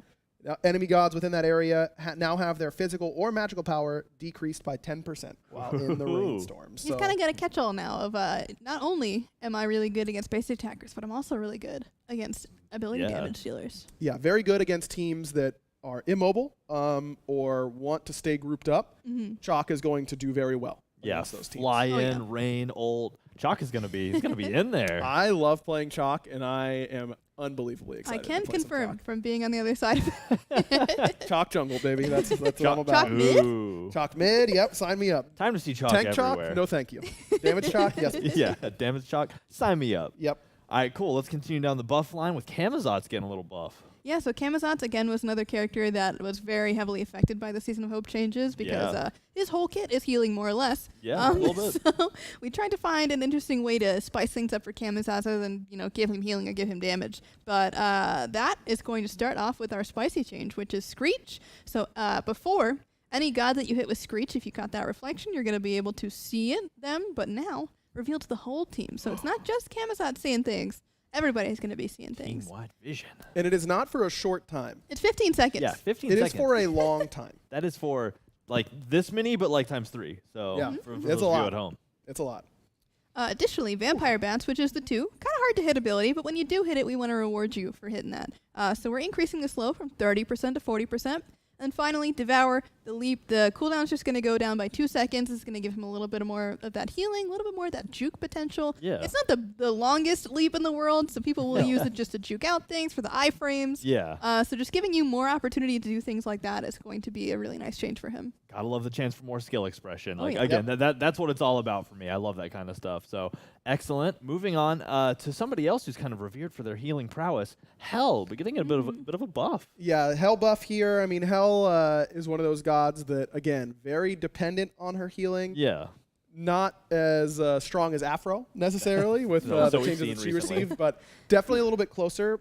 These buffs are meant to up her utility in terms of the stance attunement change, which is increasing that power debuff to nearby enemies while in light stance from 8% to 12%. Again, that's only once you reach max attunement, and we've definitely seen a lot less players sitting in light stance for the majority of the time. So really just helping that bottom end a little bit. Okay. Obviously, the top end going up by quite a good amount as well, but we don't foresee players sitting in this stance a ton. And then Decay and Restoration getting a little bit more base damage just because, Afro has been shifted to this more supportive style of kit. Hel staying a little bit more damage and mid style of kit. Yeah. Was lacking just a little bit of damage in that damage mid style kit. Yeah, just the slight tune-up to get it back on track. Exactly. Excellent. Well, I know Ishtar's not going to be a fan of this one. Gilgamesh getting a buff. Man, that's like a double Easter. Yeah, I know, right? Well, Gilgamesh, he's not been too happy for the past couple of patches. He's after his bit of a stint in the jungle, we haven't seen quite a lot of him, but we want to encourage him to be a little bit more of a laner, and this change might actually do quite a bit for that. So Sunforged Scimitar, dances 1. When you activate it, does a little pulse around you, bit of damage. Now that damage is going to be doing 25% increased damage to lane minions only on the initial pulse, and that is not the actual auto attacks that follow up. It is just the initial burst that happens. That damage is up by 25% to lane minions only. Got it. So kind of a good solo buff. Yeah. Yes, Yeah. not a jungle buff. Not a jungle buff. Not a jungle buff. A solo buff. Got it. Well, talking about buffs, Cthulhu also getting a buff. Yeah, Cthulhu, probably not the first god that you would think gets heavily affected by healing, healing going down. Yeah. But that was a lot of his team fight utility, was getting into that ultimate and giving that big heal. With that going down, just went a little bit further than we wanted to in his stats. So increase the power reduction on Sever, which is the swipe when you're in the ultimate. The swing. That protection reduction is going up. Again, we hit his utility by reducing his healing. Yeah. So giving him back some utility in a slightly different way. Got it. Yeah, and that makes sense. You got to balance the scale a little bit. Yep. Excellent, excellent. Moving on, Charybdis also getting a bit of a buff, eh? Yeah, this is just sort of, we're transitioning a little bit from our healing-related shifts to just general underperformers. So Charybdis, one of those. Unfortunately for her. She's such a sweet little lady, but not doing too hot in the battleground, as it turns out. So when it comes to what she actually needs, Spike Shot is going to be having a decreased cooldown the more that you level it up. So if you're maxing this first, you're going to be getting it more often, which means that this other change to increase the tide that you get from hitting splinters is going to go up from 2% per hit to 3% per hit. So the more splinters you get, the more tide you're getting, the more times that your Spike Shot's up, the more tide you're getting, you're going to be maintaining that passive a little bit more. A little bit more to also contribute to that second ability as well. Yeah, good little rinse repeat. Oh, yeah. Charybdis is one of those characters that I've loved since they released because I love that triple auto attack thing going on. So cool. Except for when I don't ever land any of them, and I'm like, 3 whiffs in a row. I'm gonna go back to base. So, all right. Well, continuing on, we got a Starket to talk about. We sure do. We got some buffs on This this is one fun. to talk This is about. The really next fun. two are a little fun. They're very fun. So the next two gods are similar in their nature in that they are gods that have historically had moments where they have been absolutely dominant. Yeah. But also historically very much struggled in the vast majority of players' hands. They're difficult to play. They require a lot, both mechanically and build-wise, in order to know how to succeed with them. And so we wanted to make these changes as a kind of a new direction for us. And we're excited to see what the community thinks about these types of changes, because I think they're really, really exciting. So Serket in particular obviously has gone through a good amount of change, had her little shift around last year, has not seen the success that we were really hoping for from that. We want to push her into a more clear identity. And one of the very unique things in Serket's kit is that she has an ability that can crit. Very few gods in the game have something like that. That's true. We want to facilitate her being a crit assassin because she is so all in that she needs to get some payoff from that in order to really make that type of build work. But we know that giving free crit, specifically early game, is really, really it can be dodgy pretty quickly. Yeah, it can get dodgy pretty quickly. So we're going with something a little spicy here, which is whenever you put a point into your ultimate. So Last Breath is now going to have a passive component that is not tied to casting the ultimate, but for each point you have in your Last Breath, you gain some critical strike chance. This means that you won't have it at all pre-level 5. Yeah. You're not going to insta-clear your camp or anything like that. We've also removed a lot of the early crit, but then also introduced a way that crit is less likely to happen at lower percentages. It's not a true 10% if you want to read the dev blog that we did forever ago on how crit is calculated. I encourage you to do so. But good read. We think that something like this will give her clear, defined power spikes and allow her to not have to build a ton of crit in order for her to crit you. We still want, if she's getting free crit and doesn't need to build any crit items, that's probably something that we're going to look at. But if this allows you to just splash one Deathbringer and then the rest can be, you know, a Magi's, a Jotun's, you know, these items that will allow you to do what you want to do. Yeah. I think that would be really, really successful. So excited to see what players think, and specifically about these passive components that are kind of level gated behind being able to put points into your ultimate. Yeah, that's absolutely crazy. And like you said, a spicy change. Interested to see the build diversity that comes out of this and just how Circuit goes on. But as any Smite fan knows, you can't say Circuit without saying teleporting robot. So next up we have Janice. Is that something that we say? I made it up right now. Fair enough. Yeah, fair enough, I suppose. Well, we did talk about how they were similar, right? And how they fall into their similar, you know, they take a lot of skill to really find success. And Giannis, that is Giannis's middle name, actually. Yes. If you look it up in the dictionary, that's what it is. Giannis anyway, takes a lot of skill.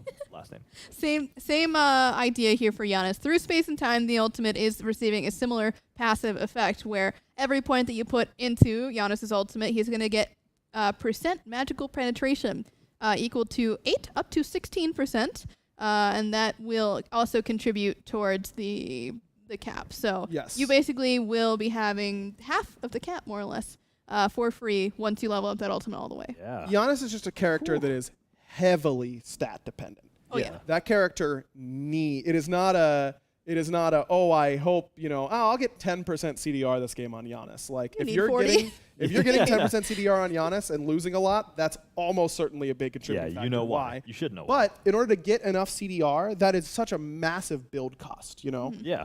That it really forces you to commit so much of your build that you're going to miss out on some other stats. And something else that Giannis has historically really, really struggled with is killing tanks. Giannis has never, in his entire history, been a very good tank killer. shredder. He doesn't do it very well.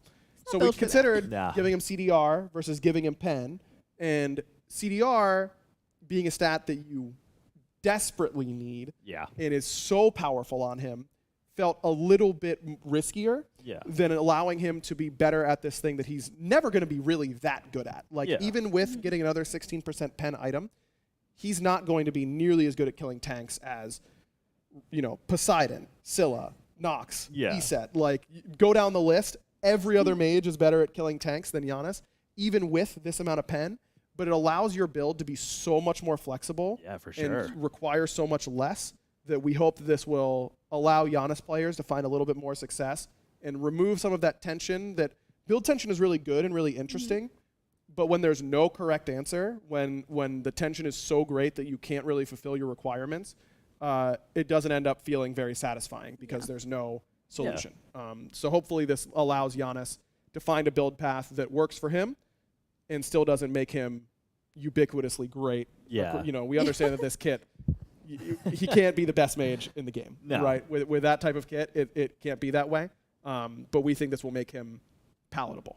Yeah, I could definitely see it. And the change makes sense. You know, what is a magical resistant cloak to a guy who can walk through a wall? So nothing. Penetration. There you go. Yep. So cool. And that actually does it for our balance today. So thank you so much for tuning in for that part.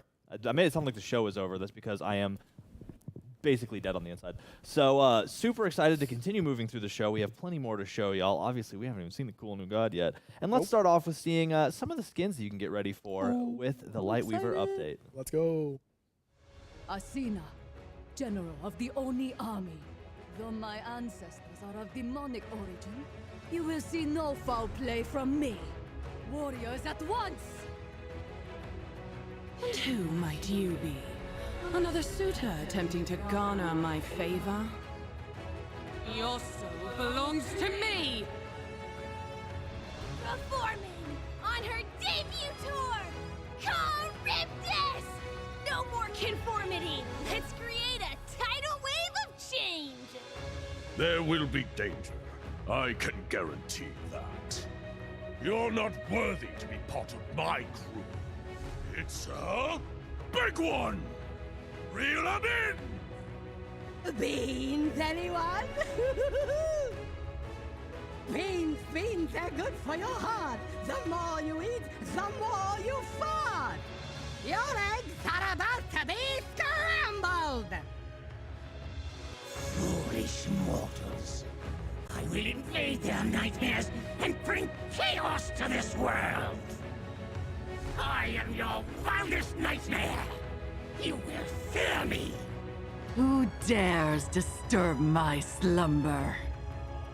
Gaze deeply into my eyes, and perhaps I may find a use for you after all.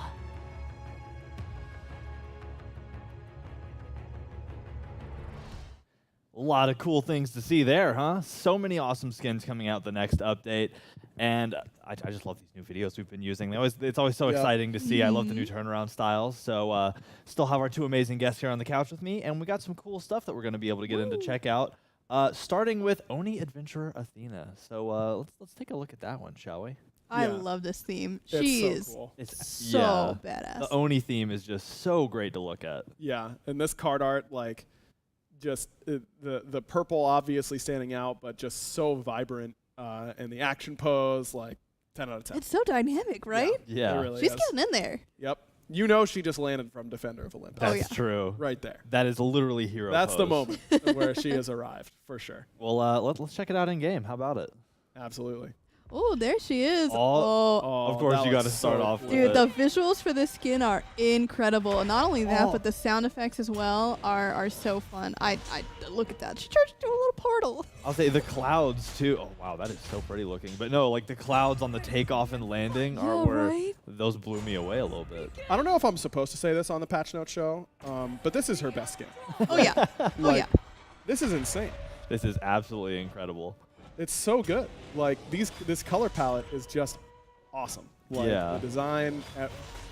This is absolutely the Athena skin I'm going to use from now until maybe forever. I don't know if we could ever do better than this. This is insane. Oh, that's a tall order for our team, but you know they're going to take that challenge. I know. They're going to take that person. But yeah, this is absolutely incredible to look at. And part of the Hope Reborn event. So for those of y'all who click the magic buy all button, gonna be yours as soon as the patch drops. If you didn't, don't worry, you can still get your hands on it through the Hope Reborn event. But that's not all. We have another Hope Reborn skin that I really want to show off, and that's I'm so excited for this one, Meowie Maui. Yeah. So when immediately I got a bunch good. of tweets, like I saw, someone brought this idea up, and I was like, really, we're gonna do? I don't know if we're ever gonna do Meowie Maui. And then literally like that week in Slack, they were like, we're doing Meowie Maui. Like, and I was like, it was because of this tweet. And they were like, oh, we just had that same idea. That's so crazy. I will admit, I was a little bit of a doubter just based on the name alone. My doubts have been silenced. But he's like a swashbuckling sea tiger captain. Like he looks sick. No, he gets in there. Like this card art is sick. The vibe that he has is sick. Everything about it, like it's not cute, cuddly Maui, which is like would be fine. Like there's a place for that. But like he only has one skin. You kind of want those early skins to like set a tone. This is the tone that I want. He's still kind of cute though. Oh, I'm sure he likes belly I rubs. mean, you can't get away from it. Yeah, I mean, he's purring. Like also, you give him scratches behind the ears, like he's happy. You have to know that that's an incredibly brave and daring cat because it is a pirate cat. The whole cat-water dynamic there totally blown out of the water, if I may. Yes. So you bet. Ooh. I know. I couldn't help but say it. I'm super excited about it though, and also like the Kraken going on there. Is it? He's hunting for his next meal. I was about to say it looks like he's got some calamari going on. Oh yeah. So super incredible, and this is the second Maui skin, right? That's correct. Yep. Okay, so that's really cool. So we will be hopping in game for this in just a moment. Oh yes. We gotta give him some second to brush up and set up. Gotta do his thing. But so why I need you to get into this now because I feel like people are curious. Why were you a doubter on this skin? Why would you doubt? Well, the cat? it's like there's so many different ways that Meowie Maui can go. That's true. There's lots of different kinds of cats. There's lots of different types of cats. Cats are all different and unique in their own very beautiful ways. And I just wasn't sure if the cute, cuddly Meowie would really I wasn't really he's swinging, he's doing all this cool action stuff. Does that really fit? He is swinging and doing cool action stuff. This is the cool action Meowie that works really well. And you're right, I am seeing it now. Ooh. I love the look of that. It's so distinct from the original skin. Yeah, definitely a little bit taken to a different design almost of a little bit of a different vibe, but this is the coolest ability by far. Look at this. Oh it's my! like a big old basket of fish. Yeah, the fact that the fish get to move on top of the island They're is flopping. They're flopping around. That's actually incredible. so cool. And I remember when we were in Maui's development and talking about what the top of the island would look like in this Ultimate, that we had some discussions on like, well, if we do it like this, then we get to do some really fun, unique stuff with the skins. And big shout out to the teams that made it happen, because it was a little bit of extra effort in order to get it to work in this way where the skins can do something a little bit unique and special, but obviously seeing it pay off here, it looks awesome. Unbelievably so. And you know, to go back on this whole Meowie Maui thing, like the theming works so well because of all, like there was already the fish ability, you know, tossing the Alua, right? Yep. And you know, all of the fish theming that this skin gets to employ is just so beautiful. Yep. Big fan. 10 out of 10. Absolutely going to be rocking it. So again, another one available through the Hope Reborn event. There is also one more skin that you won't be seeing today. You'll just have to check it out in either patch notes or when the patch goes live, or PTS, or wherever you get your Smite checking out done. But that will be Spectral Shifter the Morrigan. But we wanted you all to be able to see that on your own, so check it out when you get the chance. The next thing we'll be peering at, however, is in Hope Reborn in the bonus patch. So this won't be coming out next week. This will be in the bonus patch. But we wanted to show y'all Vampetrify Medusa's card art. So cool. Absolutely, like Vampire Medusa. Vampire snake. Can I just say that stained glass is like OP? It's so cool. That's true. As an aesthetic, like stained glass is just like you can't lose when you're talking stained glass. Like it just adds an ambiance to like whatever it's a part of that is really hard to beat. And yeah, I think it absolutely is a huge part of why I love this card art. They're kind of like adjacent, you know, vampires and gorgons. They kind of both want to lure you in with a bit of beauty and a bit of scariness at the same time. And I definitely get that vibe from her, where she's very beautiful. But the way that she's encouraging, you know, to come closer and look at her, I think I might be turned to stone, honestly. Yeah, it's the fingernail's so long that it scares me. I respect it. She's pulling a bow with that. That's true. That is crazy to think. And not have broken a nail. That is. It looks like she doesn't miss very much based on. No, not at all. You're right though. A lot of crossovers because you know, Gorgons turn you to stone. A vampire will suck all of your blood out, and then you're just a dry, withered husk. I don't know. I'm not too far off. I'm just trying to draw lines in the sand here, one way or another, without making all the jokes that I want to make. The skin's incredible, and I love it. And we're gonna move on. And y'all saw a bit of this earlier. Oh man, we're gonna check out Baba Bean's Baba Yaga. You know, that's Baba Yaga. With conviction. Sorry, really from the chest. You know, chest, sometimes like you just have those moments of clarity where you're doing something at work and you're like, isn't it crazy that this is my job? I wonder if whoever wrote "available in the baked beans chest" had that moment. Like, what does that mean? You know, what does that mean? Did they ever think that they'd be writing the baked beans chest? Like, that is the funniest name for a chest we've ever used by far. I think this is a Tina voice pack, and I bet Tina 100%. Felt the same way. Oh, I bet Tina went wild. And I mean, y'all saw a lot of concept art if you watched the art show. Like, I remember seeing early stages of that chest art. This is the first time I'm seeing this art. But for the chest art, one of their options was like beans in a shoe. Yeah. And I was like, somebody got paid to be beans, but in a tennis shoe. Can we talk about the house then? Because true. And it's undies. Yeah. Why is it boxes? Let's go in game while we talk about this. Let's look at this in game. Please. Oh, there it is. We're in a baked bean can. Just hanging out. Did you see that the people were like holding up money to the? Yeah, they want her beans, man. Yeah. Imagine having baked beans so good that people are literally like throwing cash at you. So that's not what you do? No. Her beans. She's throwing beans. God, this is so insane. We didn't ask to stop and see if we should. No one was like, is this actually the right idea? Everyone was like, yeah, Yes. we're doing this. This was a bunch of people sitting in a room and being like, me and the other Smite designers at 2 a.m. looking for beans. Yeah, bean time. Have you seen I don't know how famous it is, but there was a gif of 4 Baba Yagas spelling out YOLO. That's how I feel right now looking at this skin. I have not seen that. That sounds like an awesome gif. Oh man. Just with the one. Yeah. Do we even have words here? I genuinely No, don't. It's Bean Bayaga. Like, I don't want it to seem like I don't love this skin. No, we love because I this skin. clearly It's love this skin. incredible. But this is absurd, right? Like, we can say that this is awesome and we love it and that people are going to really like it, and that it's also crazy. Oh, no, right? it's, We're allowed it's to say cursed. that. It's Okay. so I mean, it's Baba incredibly Yaga, right? It has to be a little bit crazy. Yeah. She's riding around in her bean can. Sloshing around in the beans. You've never been up on like a Wednesday night at 4 a.m. just sloshing through the beans? No, I gotta get myself a Okay, big old can we look bucket. at this house really quick? Let's just take a look at some of the details here. It's got graffiti on it. Right. True. The hands move around on the bean side. Oh my gosh, they do. There's a little smoke coming out of it. This is the most crazy factory. Baba house of all the Baba houses that we have, and we have like It's a got a little crazy. face. Oh my god, it's holding up its own body. What? You see how nervous it was too? It was shifting away. It was. Do you think that's shy. a giant bean with like hands? I don't think know. it's a chicken. It looks like a chicken because of the yellow. It's got like Those are the chicken yellow. legs, right? That's like the lore of Baba Yaga, so I think it's like a chicken monster. Oh. I was like, why is it a chicken? That is, I was so confused. Okay, if it's a lore reference, that's very Yeah, it's a very lore cool. reference. Yeah. Okay, nice. That's very cool. The I'm about artistic that. flair is obviously the underpants.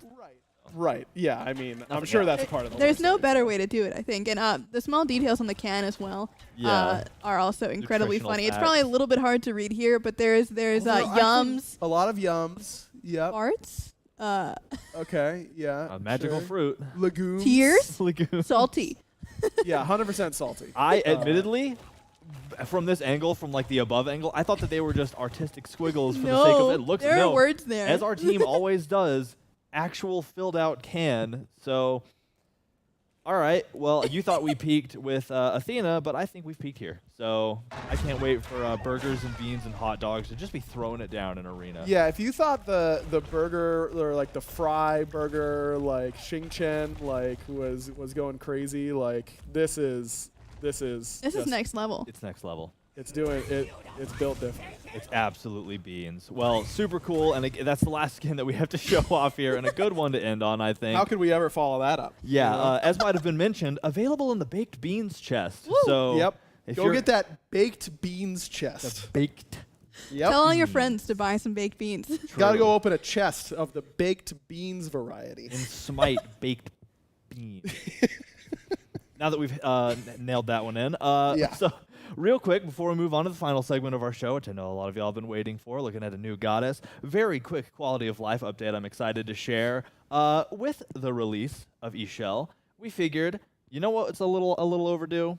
Updating the Maya Pantheon logo. So Yes. that will be happening with the next update as well. We figure Chel coming in, bringing all this new change in the Season of Hope. Look at that. What better way to what better time? So that will be updated as we move into this new update next week. Yep. So cool quality of life stuff. Well, without further ado, we have made it to a new God release. Let's watch a little video before we dive into it.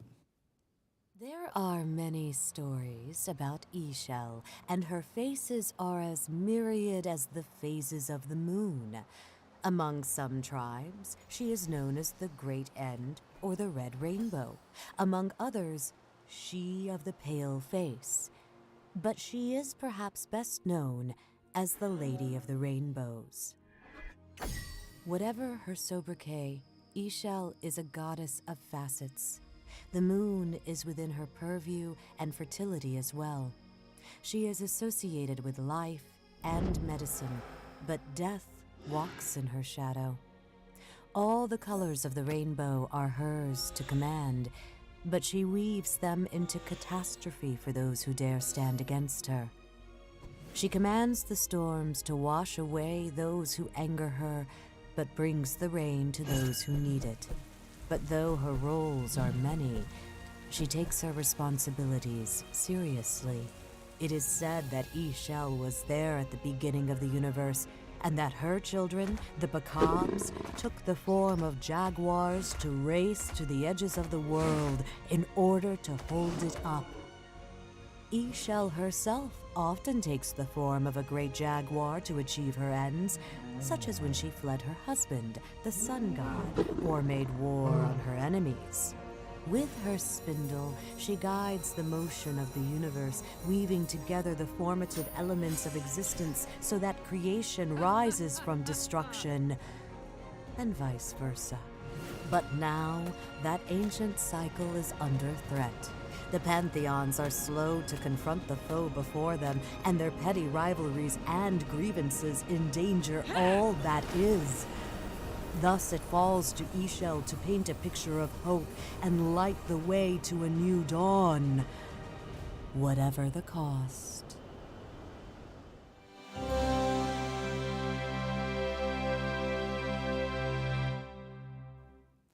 That new goddess, Chel. Super excited.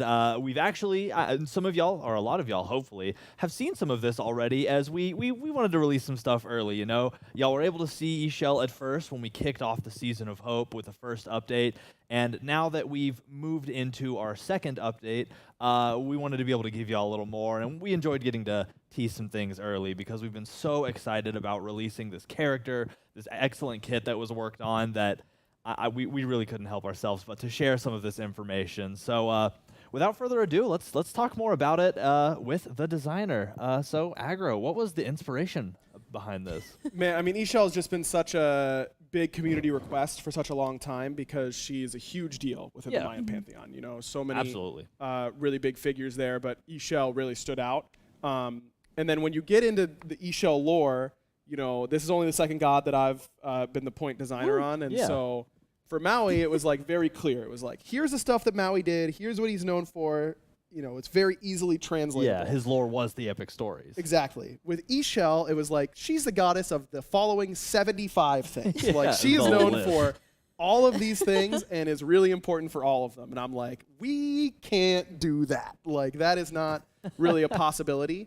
And so this design process was really unique, at least for me, in that a lot of times we kind of have this very set idea of, like, with Maui, we knew we wanted him to use the hook and be athletic. You know, like that was the idea. With Chel, it was like, what should we do?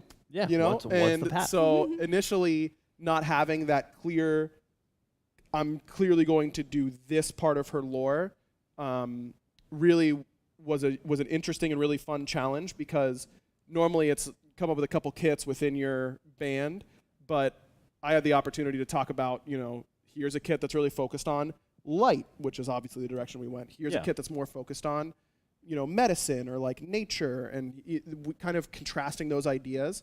But I'm really happy.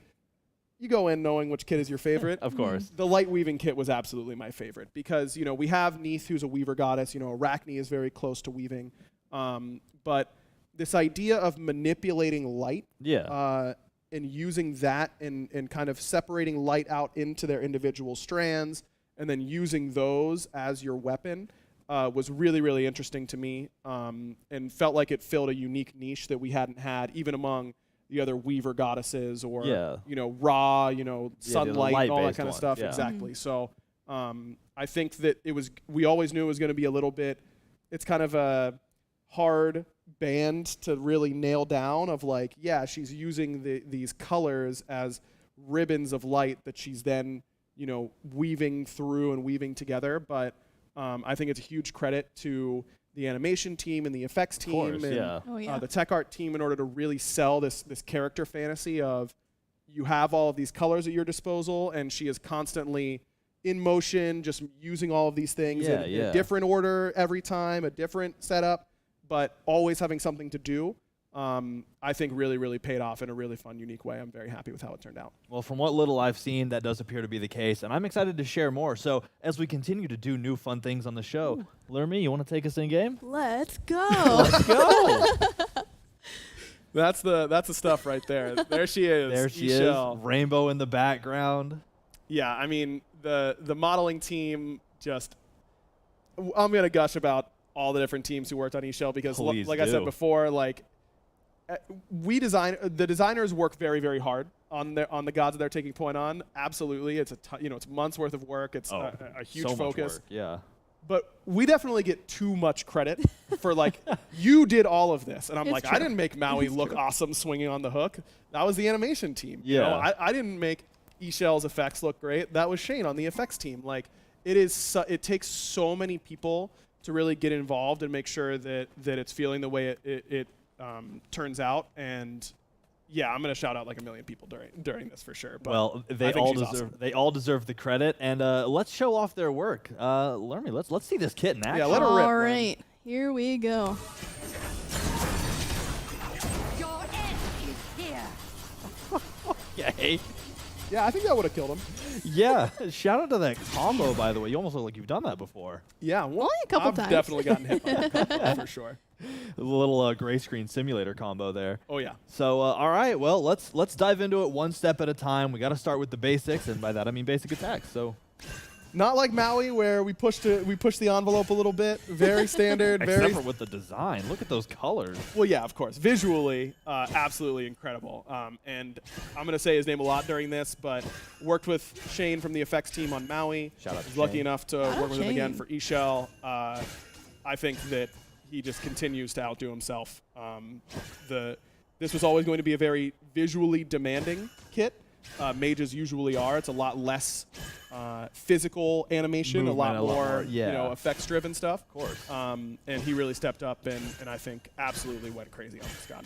If there's anything that I feel like I can comfortably say about my coworkers here, it's that they're constantly setting the bar, and then the next time around, setting the bar again. And surpassing it. It's like they're building a ladder, you know. Every Something time like it's just that. another bar higher up. So let's keep moving with the passive Rainbow Weaver. Yeah, so we wanted Chel because she is this combination of two different goddesses, Goddess Yeah. I and Goddess O.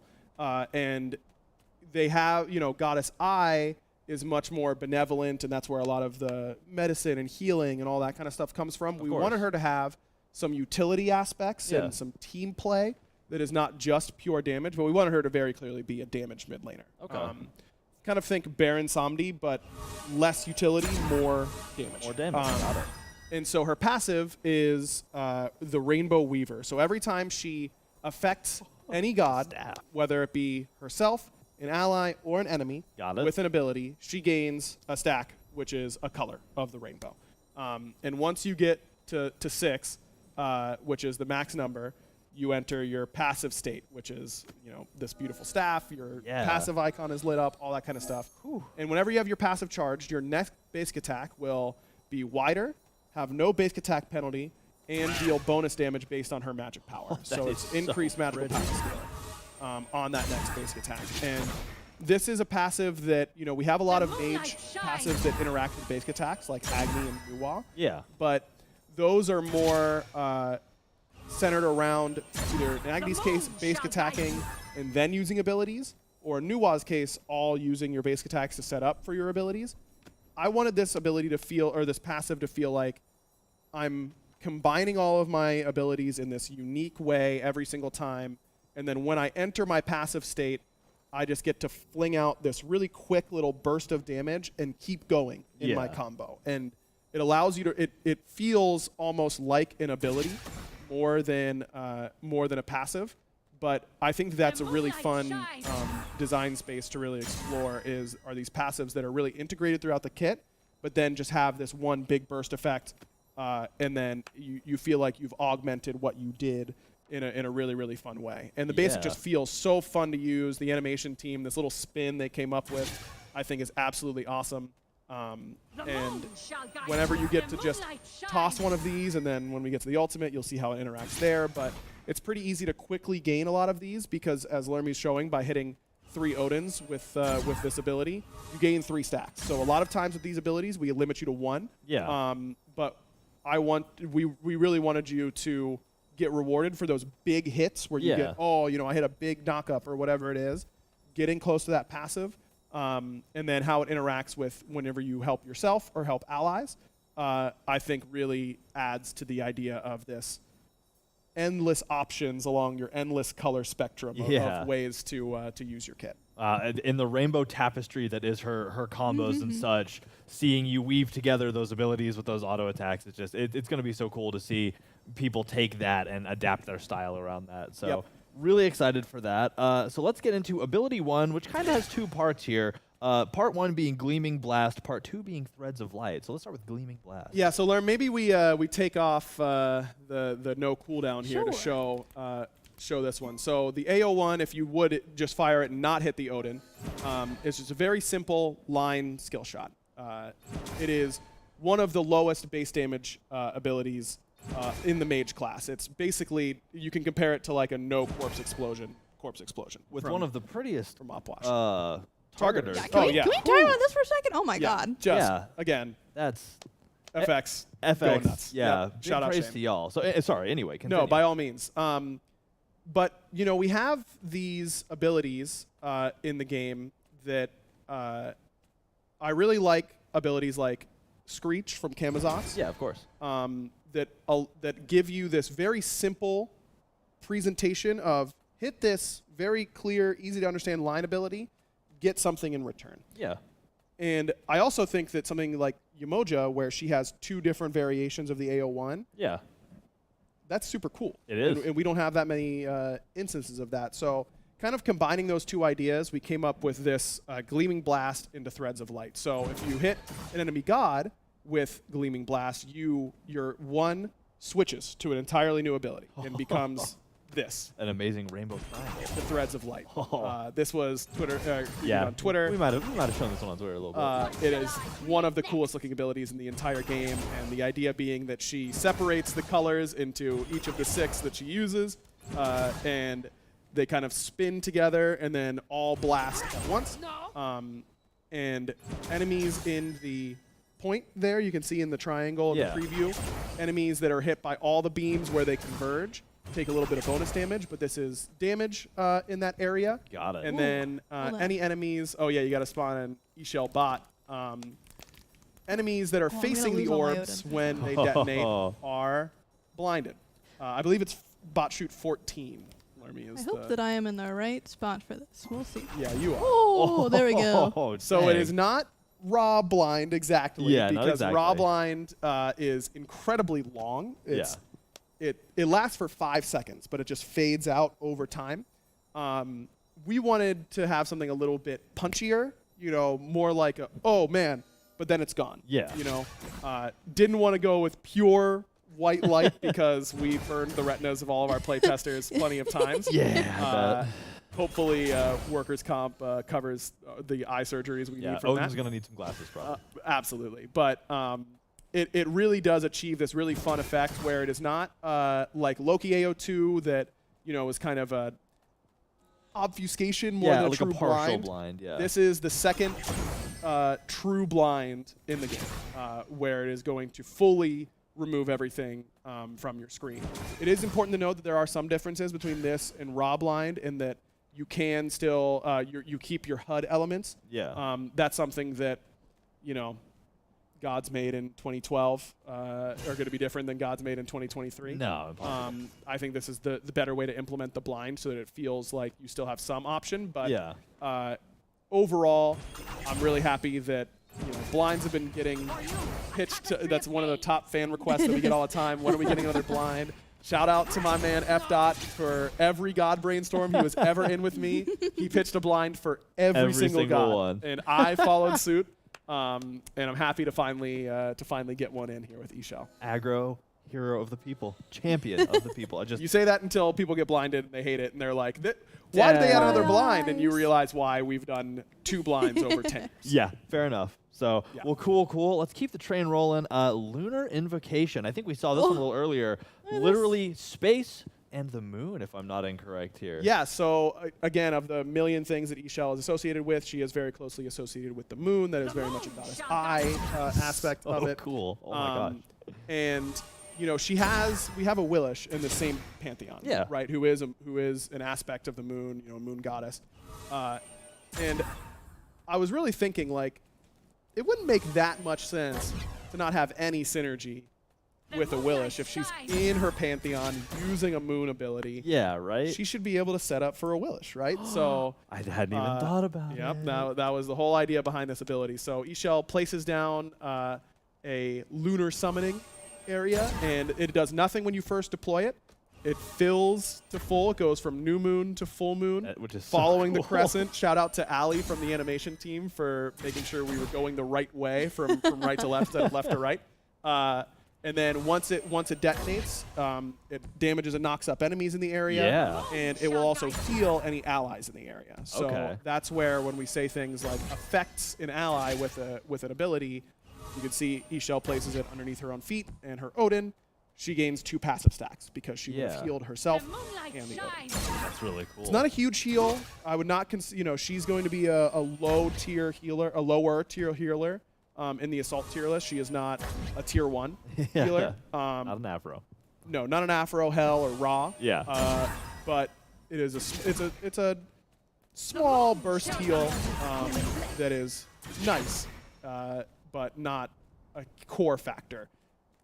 Using it for the knock-up is really, when you can, that's going to be your stronger option. Yeah, if you're like setting up, prepping for a team fight, you need to top off some health pools, you got a few seconds, blow the heal, why not? But if you're getting ready to contest fire, you want to have that up. You want to save that for the offensive capability. Exactly. And she doesn't have a lot of defensive tools. This is one of her best defensive tools. If you're running away and place it at your feet, if you place it at max range and continue to run, it will really like pop right as you get into it. Or if you place it kind of like halfway between you and max range, you can really get it so that you are in it as it explodes. Yeah. And if an assassin or a warrior is basic attacking you, it will knock them up and heal you as you kind of run through it. You can place it in your way out.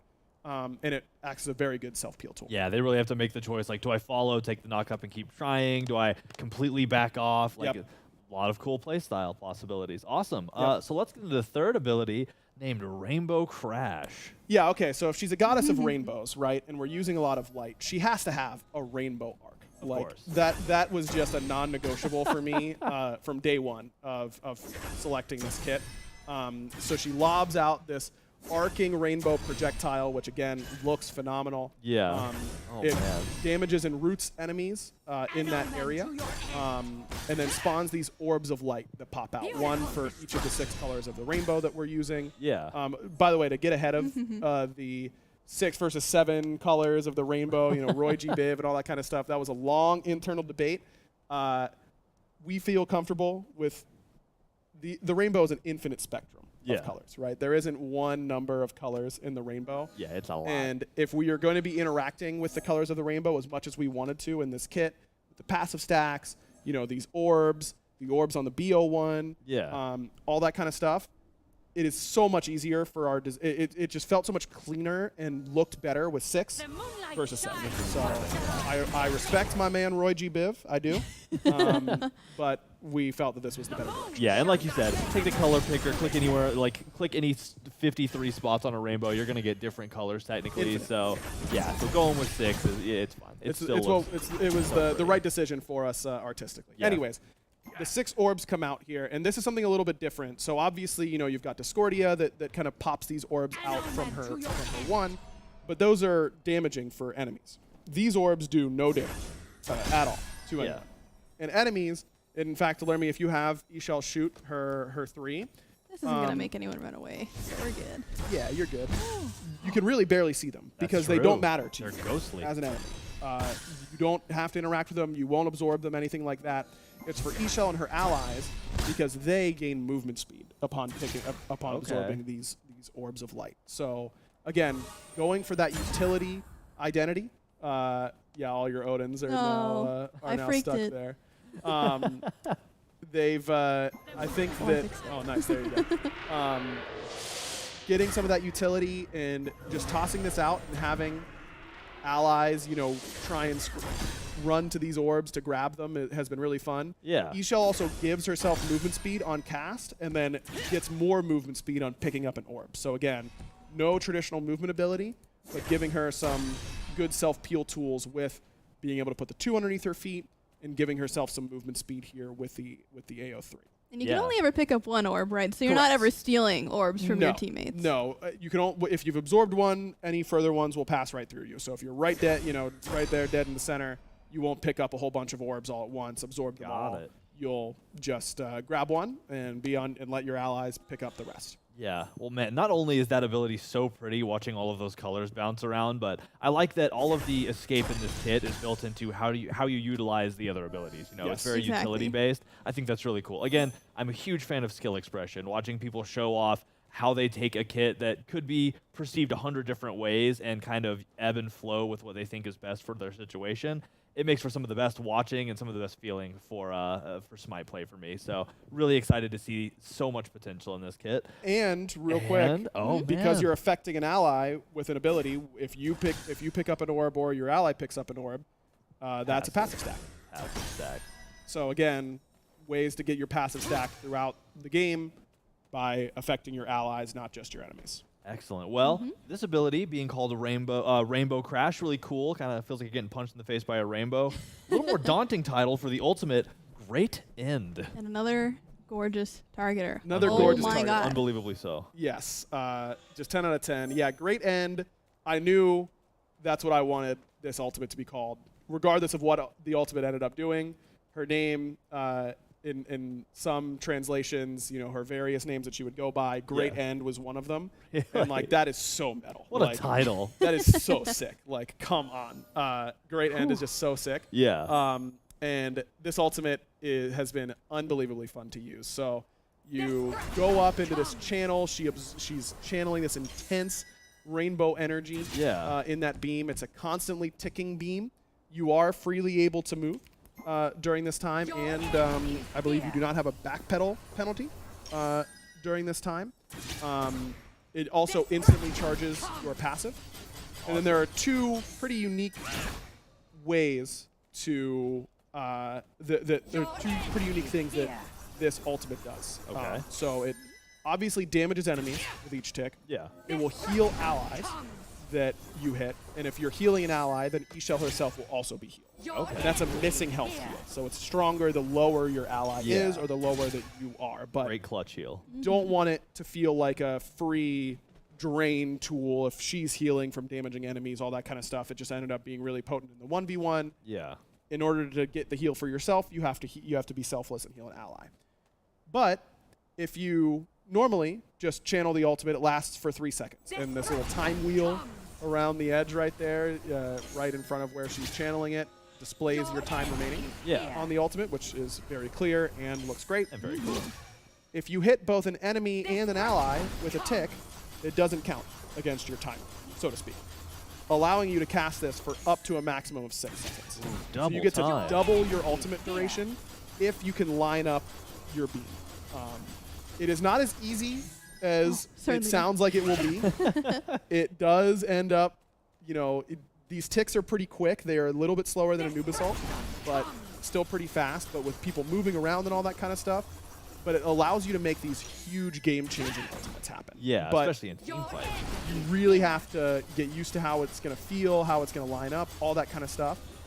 But it's been really, really fun to use. It's been one of my favorite ultimates to play with in a long time. And the other thing that we don't typically do, but I think really fits well in this ultimate, is that subsequent hits, normally we decrease their damage the more you get hit by something. But if she was able to just death beam through a team fight and get big tick, and then the subsequent hits were littler ticks, that wouldn't feel very fair. It doesn't really feel the fantasy. Instead, hers are increasing in damage the more you hit a target. And so each tick that you hit is going to increase your damage by a little bit. If you miss some ticks, it will start counting back down. So you can kind of think of it as like a damage increase tracker. Yeah. And if you're hitting, and then you just like miss a couple, it'll slowly decay. Back and then if down you start and hitting back again, up. you can start raising it back up. So it really rewards those players who are able to track really well, position really well. I mean, that is always a key factor in Mage gameplay is your positioning. This is me telling you, Mage players at home, stand behind your tanks. Behind your tanks. Because look at this. This is good, right? You just go and go and go and go. You get to heal. You get to do more damage. You get to heal yourself. All that kind of stuff. Stand behind them. Put them in between you and the enemy, and you're going to find yourself a lot more success. You'll be good to go, yeah. An incredibly relatable ability, too. As a lifelong gamer, I find the longer I stand in the sun, the more damage I take, personally. So big retweet. Honestly, very realistic ability design. So, well, super cool. Yeah, we just went over a whole bunch of stuff. What a beautiful kit. I've been doing the update show for a long time, and I've shown off a lot of incredible gods, and I'm, Atlas still being my baby. But I have to give it to Chel. Oh, look at the rainbow. I have to give it to Chel. One of the prettiest hits I have ever seen. I mean, the colors are just so powerful. They stand out so much against, all the other colors that we have in the battleground. It's unbelievable to look at. I know I've already shouted about a bunch, but one last shout out to Shane, the effects artist. Shane. I'm sorry To for Shane. every time he'd be like, hey, what do you think of this? And I'd say, make it more colorful. I'm sorry. I know that was a pain. That's great but feedback. it was worth, I think it was really worth it. I think that her effects look incredible. Got to give a shout out to Allie, who was the animation point on this, but the whole animation team just did an Shout out to unbelievable Allie too job. then. Because for Nice. me, for someone like Maui, who's very physical in what he's doing, even though he's a magical damage dealer. Yeah. Like, he's swinging, he's running, he's jumping into the air. For animating mages, I feel like it's a little bit tougher, at least for me to give that direction, because Yeah. the animation time is so short, and it's almost always projectiles or deployables, and so a lot of it is conveyed through effects. But they found a way to really integrate her personality and her feeling into these really small windows for animation, which is really, really hard to do. So Yeah. big shout out to the animation team. I think they absolutely were incredible. The tech art team, of course, Brian, the lead programmer on eShell, was the same programmer that I worked with for Maui. Was super happy to be working with him again on eShell. I think that he saved us numerous times on stuff for her. So big shout out to him. And to Michaela or KD on the QA KD, team woo. for KD, catching an what? unbelievable amount of things, as she always does, and making the process a whole lot smoother. So, tech art, animation, programming, concept, everyone from top to bottom. I think that, like I said, designers, we do a lot of work. We put a lot of ourselves into these characters. Yeah. But it is never anywhere close to just us. That whole team really does the heavy lifting. Yeah, I mean, I get to show off all of these things, but that is my job. There's an army of people who do an incredible amount of work for all of this stuff, and I love the shout-outs. I'm always there for it. So, super excited. So, as we do with God Releases, we have a couple variety skins to show off right at the beginning. Crimson Light eShell, going to be one right available. Oh, look at this art. Yeah. She got a little friend. So cool. I mean, she's so in tune with nature, and jaguars in particular, a big part of her lore. Sitting She's on a got snake like a couch. Yep, she's got the snake headdress there. She's often depicted with a snake on her head. Yeah. But having this jaguar pattern, she And the red. in the lore, she births 4 jaguars that go to the 4 corners of the earth and hold it up there. So having that, I think, is really, really awesome. There as a nod to her lore.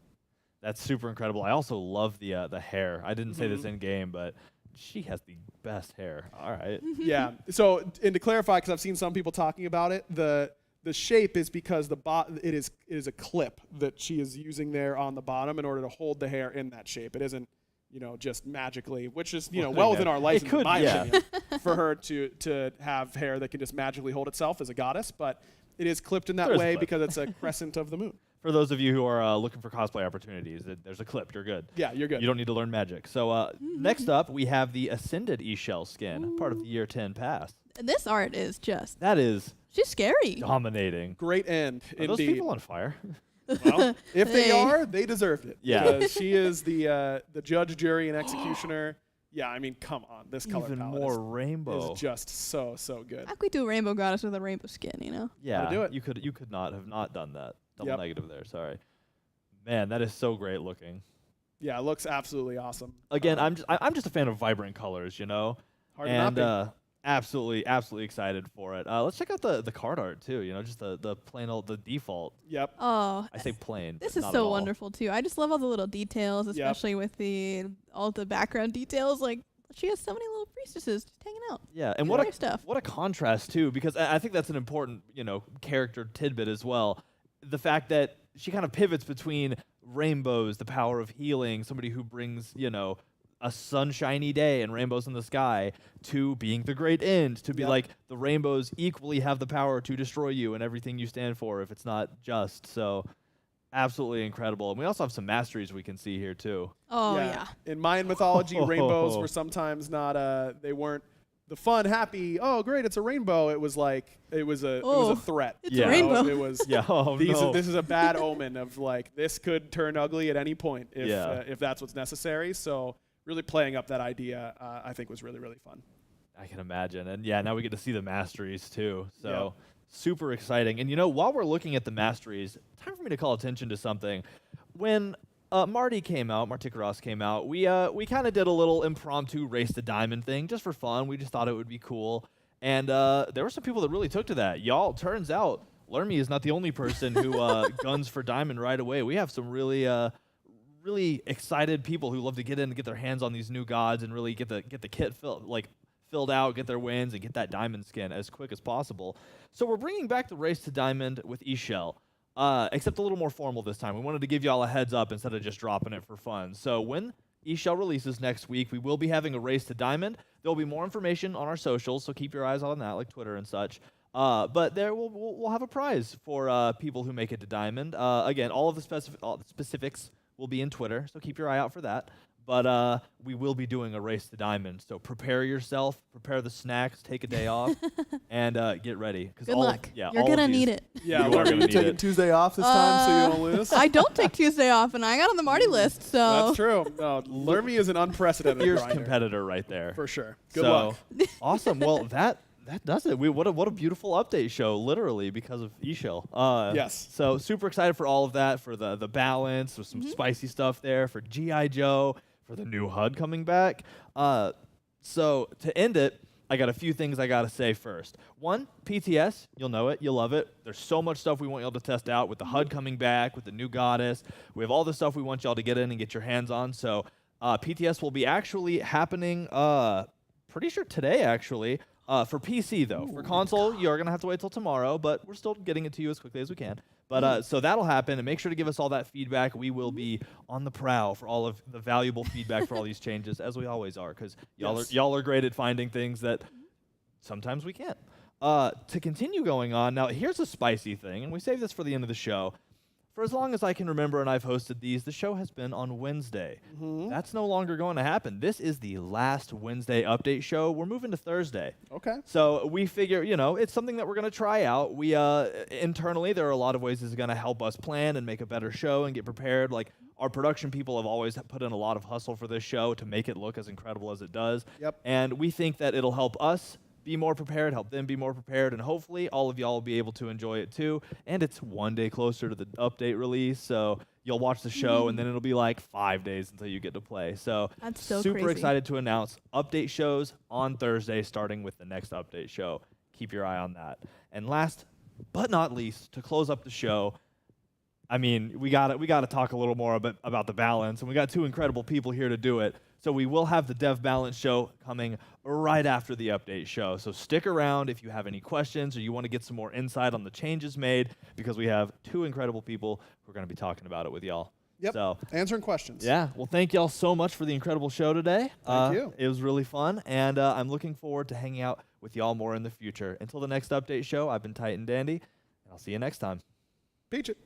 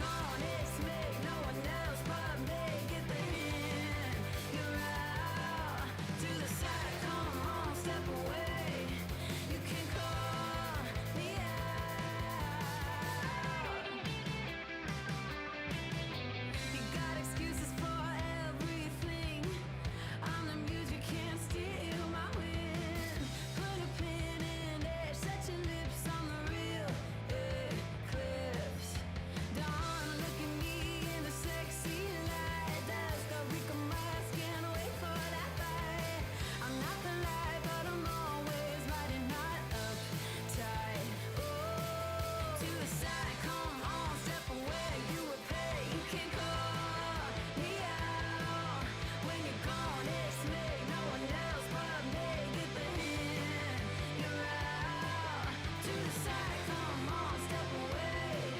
You can call me out. Let it go. Oh, oh, you don't stand a chance.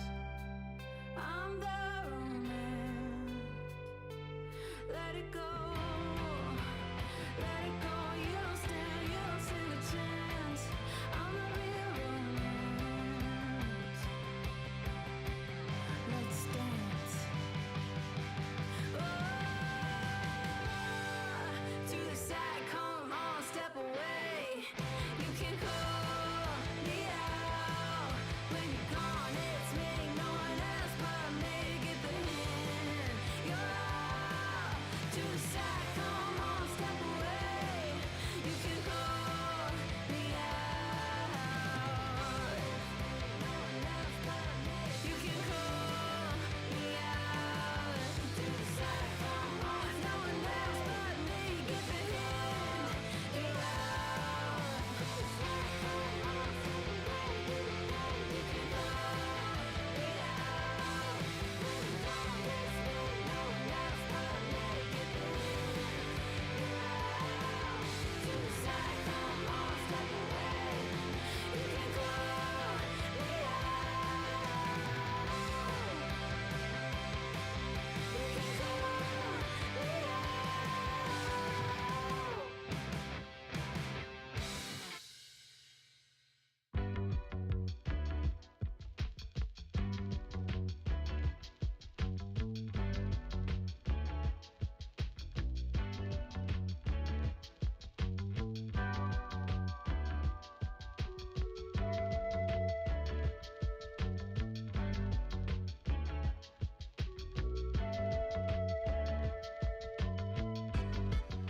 Girl, give me a reason, even when it ain't enough.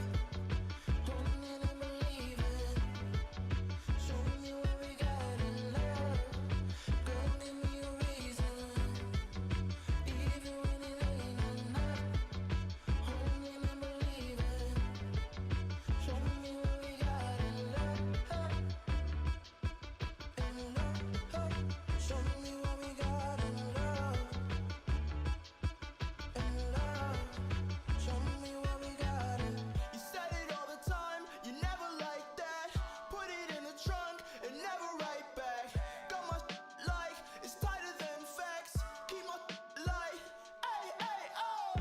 Teeth on my brain, you like to put it up. Shawty came through, she like a big on a nice face. I call it baby face. This was R&B, don't forget the bass. Yeah, shawty like the way I talk. She like the way I sing, the way I. Yeah, shawty like a piece of chalk. Before I write, I like to break her off. It's like an easy flow. That habanero spicy mango flow. Coming straight out the bungalow. I keep my on the bungalow.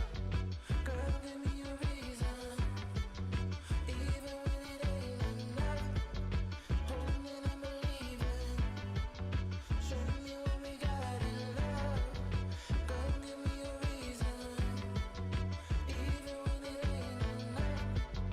Holding and believing, show me what we got in love. In love, show me what we got in love. In love, show me what we got in.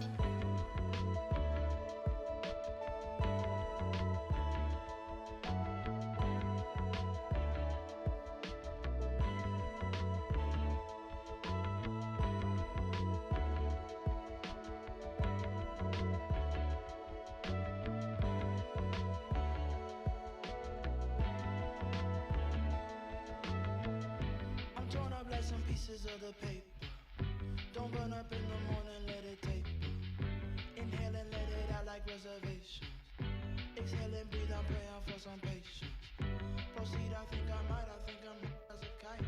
Don't call me for the light, I want a bright night. Don't show 'em like I'm sure, cause they keep it fight.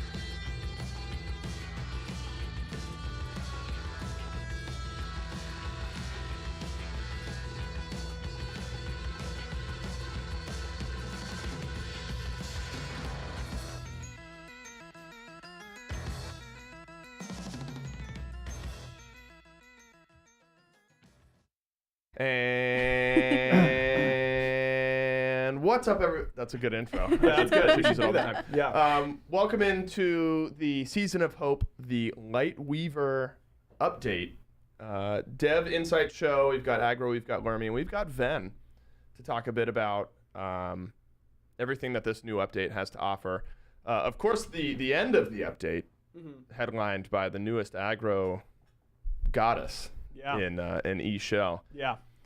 Do you feel like you learned from your process on Maui and now moving to God number 2? Are you getting the hang of it? Well, I was gonna agree with you until that last part. Where did you want me to cut off? Yeah. Did I learn from Maui? Yeah, there we go.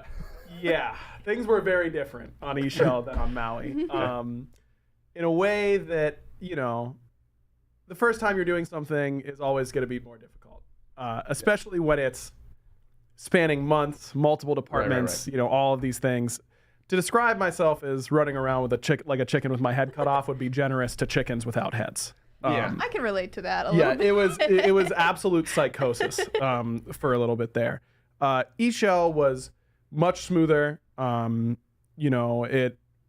I definitely did not put other teams in as difficult of positions as I did on Maui, which was something I really wanted to focus on.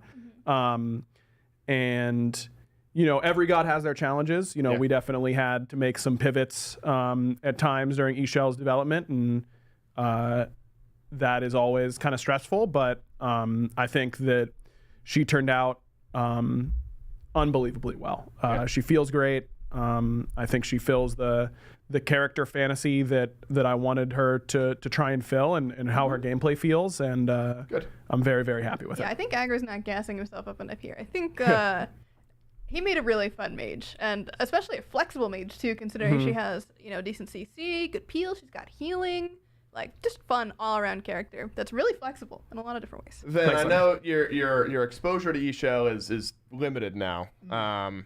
SPL mid laner. Do you have any early?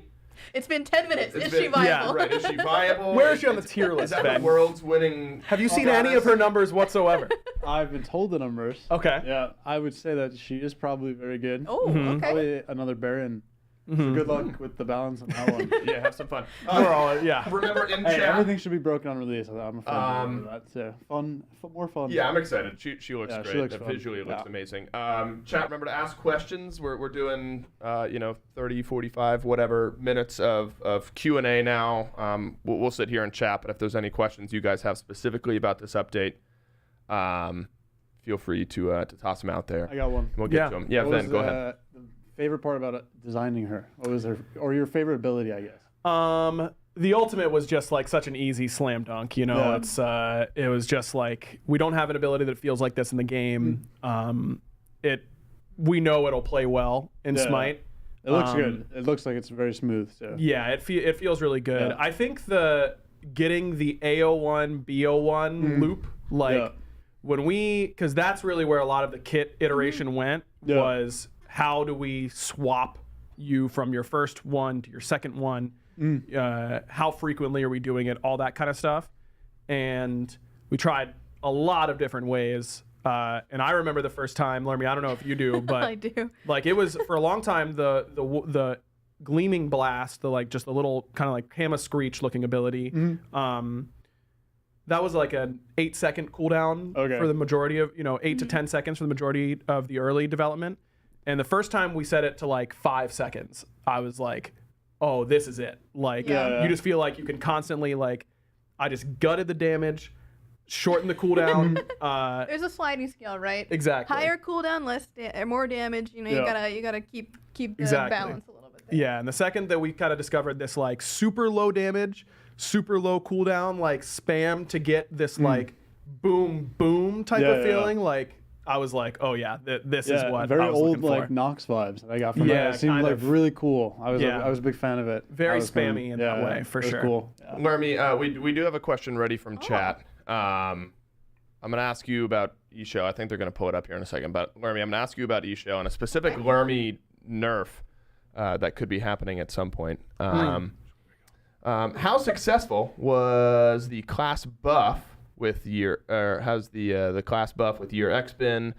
like the pen on assassins? I think generally it's been pretty successful. We've adjusted it a little bit across the board, but overall it has given different reasons to play different characters in different spots. For a long time last year we weren't seeing magical ADCs at all. With them getting a little bit of that early game, having the mage bonus, it let them show up for a little bit. Of course, they had some other stuff that was pretty good as well. But I think that's one example, especially with the assassin example. It's not that we're against having warriors in the jungle, but the assassins getting that early pen gives them a lot more reason to be played in the jungle. It gives you a lot of that synergy that we're really looking for, and I feel pretty good about it across the board. Less hunters in mid. I think that that flexibility is definitely a goal.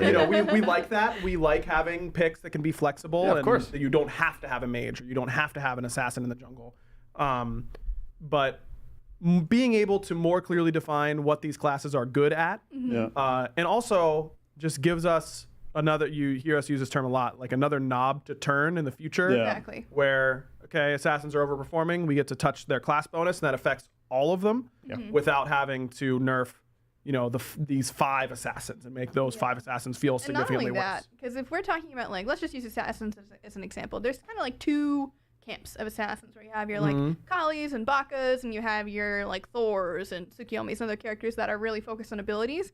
There's not gonna be anything that really covers that whole camp. You gotta kind of decide, and a lot of times it's been like, Jotun's is the answer, whatever the katanas are is the answer for the other ones. But having this entire kind of class archetype that we can say, okay, assassin's performing really, really well, we can just turn that knob down, and now assassin's doing less well. Yeah, there's a lot for you guys to track as well. And at some point, I'm going to ask about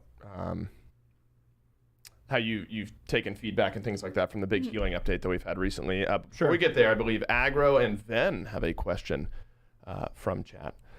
Or Dulce. Okay. No, it's okay. This is great. We get mistaken all the time, for sure. Aggro, you dip your toes into some Pro Smite viewership every once in a while. I know this is far out, but once Chel starts to be used in the pro scene around Summer Masters, do you expect her to appear more in the mid lane or flex to solo/support? Really, and I know this is angled, I'm certainly not an analyst. I have no idea. Ven, do you have any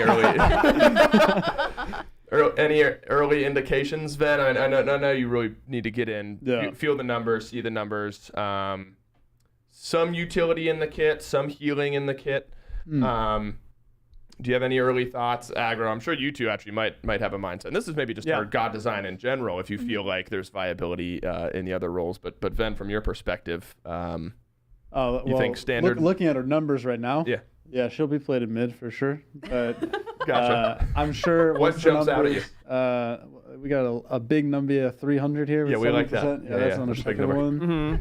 Her one kind of hits hard later on. That's a big Numbia as well, and it flashes. So big Numbies, once it gets nerfed, I'm sure it's gonna be support. Well, if she gets nerfed. Yeah. So come on. So to answer this question, because it was addressed at me, I do see a lot of big numbers in her kit, and I see big numbers, and I do expect. We love big Numbies in the mid lane. Yeah. I imagine intentionally, right? I mean, designed. I know you talked just a bit ago about having flexibility in roles and that being important. Intentionally or intended maybe for mid. But do you think there's viability in tank/utility type roles? Yeah, I could see like a Chang'e style, Chang'e solo where you're going like one power item into a regrowth and a binding or something like that. Some tank items, a Genji's. Like when you just have a lot of abilities available to you, that is an inherent advantage in Smite because of proc items. So I think there's definitely a world where Reaver and Genji's Guard and regrowth and like Stone of Binding could work. But I think that she is very clearly going to be better in mid. Better over in mid. Than either of those. She's a good mini game player, though. She's stacking the tablet, stacking the prophetic cloak. Good stacker. Yeah, that's great for me and my brain constantly needing to function. Before we move to the next question, Lermy, you're a big 4, 5, 6 a.m. gamer. Oh, yeah. Frequently. The biggest, maybe. So do you feel like this is a direct the blind flashbang is a direct attack at you Listen. at 4 o'clock in the morning. You're slamming the cues. Lermy did message me many times during her development going, if I get blinded by this ability one more time, like I am burning out my eyes. And you get the message at 3 in the morning? It was not that mean. No, it wasn't. It wasn't. I was like, hey, Aggro, I really think that we should adjust Okay, this. there is a middle ground there. Okay, somewhere in between what we're saying is what was actually happening. I believe somebody in chat did have a question, though, about mage supports, which we've seen a little bit more of in recent updates. Now, the mage supports have been solidified in their support potential. Are there any less obvious picks that you think are sleeper good in support? So for anyone in Less this room. obvious, though. That's the kicker, right? Who do we consider obvious in support? Yeah, Ben's taking notes right here. Who do we consider obvious? Nox, Eset, Afro, Baron, I would consider obvious. maybe. Is Hel considered obvious in support right now? She's like I don't know if she right would in be. the middle, right? Yeah. I mean, that's like a She Mike used pick, to be. right? Yeah, it used to be in a Mealsy pick. Like, that was big a Mealsy and Mike Yeah. pick. The OG. Yep. No, not Morgan Le Fay, chat. No, Morgan Le Fay, not really working. Dardes, once upon a time, played Agni support. It was full damage. Yeah, Rong, you had the Giannis support. That wasn't good. We don't want to talk about that. Well, you just got a big buff, right? He did get a big buff, and it's not good for support. Which was intentional, by the way. You know, we're always worried about Giannis support. You know, it could take over the meta at any time. And I want to talk to Ven about Giannis at some point. Outside of the initial, these are obvious. I mean, we did list a good handful of mages there. After the last couple of weeks, are there any that you're surprised you're not seeing a bit more of in support, or do you think it's kind I of wouldn't say surprised, but shaking itself out I'm properly? thinking like Morrigan could be pretty fun in support. Whether I've it's long good, said that Morgan support could work. I don't know if it's Because good if you need a ever. tank, you just change into You theirs. just change into theirs. You know? Yeah. If you need a damage dealer, you just change into theirs. Like, you don't have to use your stuff. But then you're And all talking the about inting support you did in lane mechanics. is Right, but then you've got support mechs, right? That is a challenge potentially. No, my first of all, it's not a mage, but anytime I'm thinking of non-traditional supports, our good friend Neil Ma of the Iron Gang. The Iron Gang. Well, you're not part of the Iron Gang. I would say you're the Neil was opposition. part of the Iron Gang. You're the opposition Thank you very much. to the Iron Gang. I was just mentioning. Hachiman support is one of his favorites. It's bad unless you're Neil. Surely Karnos support has to be better than Hachiman support. I'm not here to debate Hunter support. He has built-in And the way crossbow. that he whips that. But Neil is built different on it. No, but I think Raijin support could work. You know, Sure. all you need is a little Last time gem. Raijin The next was has good. got to be Agni. It's just got to be next in slot. Yeah, I mean range stun. But look, I mean think about it this way: Raijin, Yep. ranged, like easy to confirm slow. You build gem, everyone can't move. And they get less shields. And they get less shields. Less shields. You've got a Mez on your jump in, which you don't have to care about too much if you're tanky, tanky, right? You dash And then all. you've got an ultimate with a fear or a taunt. That's simple enough that even I can understand it, and that's saying something. Bingo. Ven, I believe chat has a question for you if I heard properly. For Ven, do you think the Giannis buffs, okay, perfect, will be enough to make him a better option in mid, even though most mid items have pen on them? And so it's what? Every point you put into your ultimate, You gain percent just pen. percent pen. It's not. up I to saw a some max of confusion. 16? Right. I saw some confusion on Twitter about this for both Serket and for Giannis. It is not when you cast your ultimate. It is A stat. a stat you gain Yes, that's from what I putting understood points into your ultimate. So if you've got 5 points in your ult, if you're level 20, you have 16% pen all the time. Yep. On Giannis, it is just a free stat that you're gaining that is gated through points in your ult. So Giannis buffs. Then are we seeing? Yeah, he has seeing more Giannis. Probably because his build path is still really good. I mean, it's just a unique mage build, right? Like you're always going to go like Chronospin and Desto, Soldier, Mirrodin, like those types of items that are like one-off. Yep. The only problem that he always has is he's not really the best like proccing character with like Reavers, tablets, stuff like that. He does proc Soul Gem well. He is also a one ability character, you know, so that's always a hurtful thing. But being able to skip one of the items, which would be one of the buff, 16% pen now with it, I think, right, max rank. Yeah. It should help him be able to build his path properly, which would then surely should enable him to be doing the proper amount of damage and stuff. The biggest thing usually for Janus is just like if his counters are in the meta, and then how much like pressure in the meta is there. Right. Like you need to make up for it and stuff like that. Yeah, and it someone in chat asked it is percent pen. Yeah. that you Yes, gain. percent. And it was 16% at at max, level yep. 5. And the new cap is 32, right? Correct. Yeah. Yes. That should help them all. So out it's then, it's just still in the general. same fraction Yeah. of the cap. It's just actually less overall. So Yeah. that's all the math that you Are can the percent pen changes based on your friendship with Polar Bear Mike? I saw some happiness out of his Twitter feed. Yeah, I mean, I'm just constantly getting bribed by any amount of people to do any balance change. Hit the PayPal. That is a joke.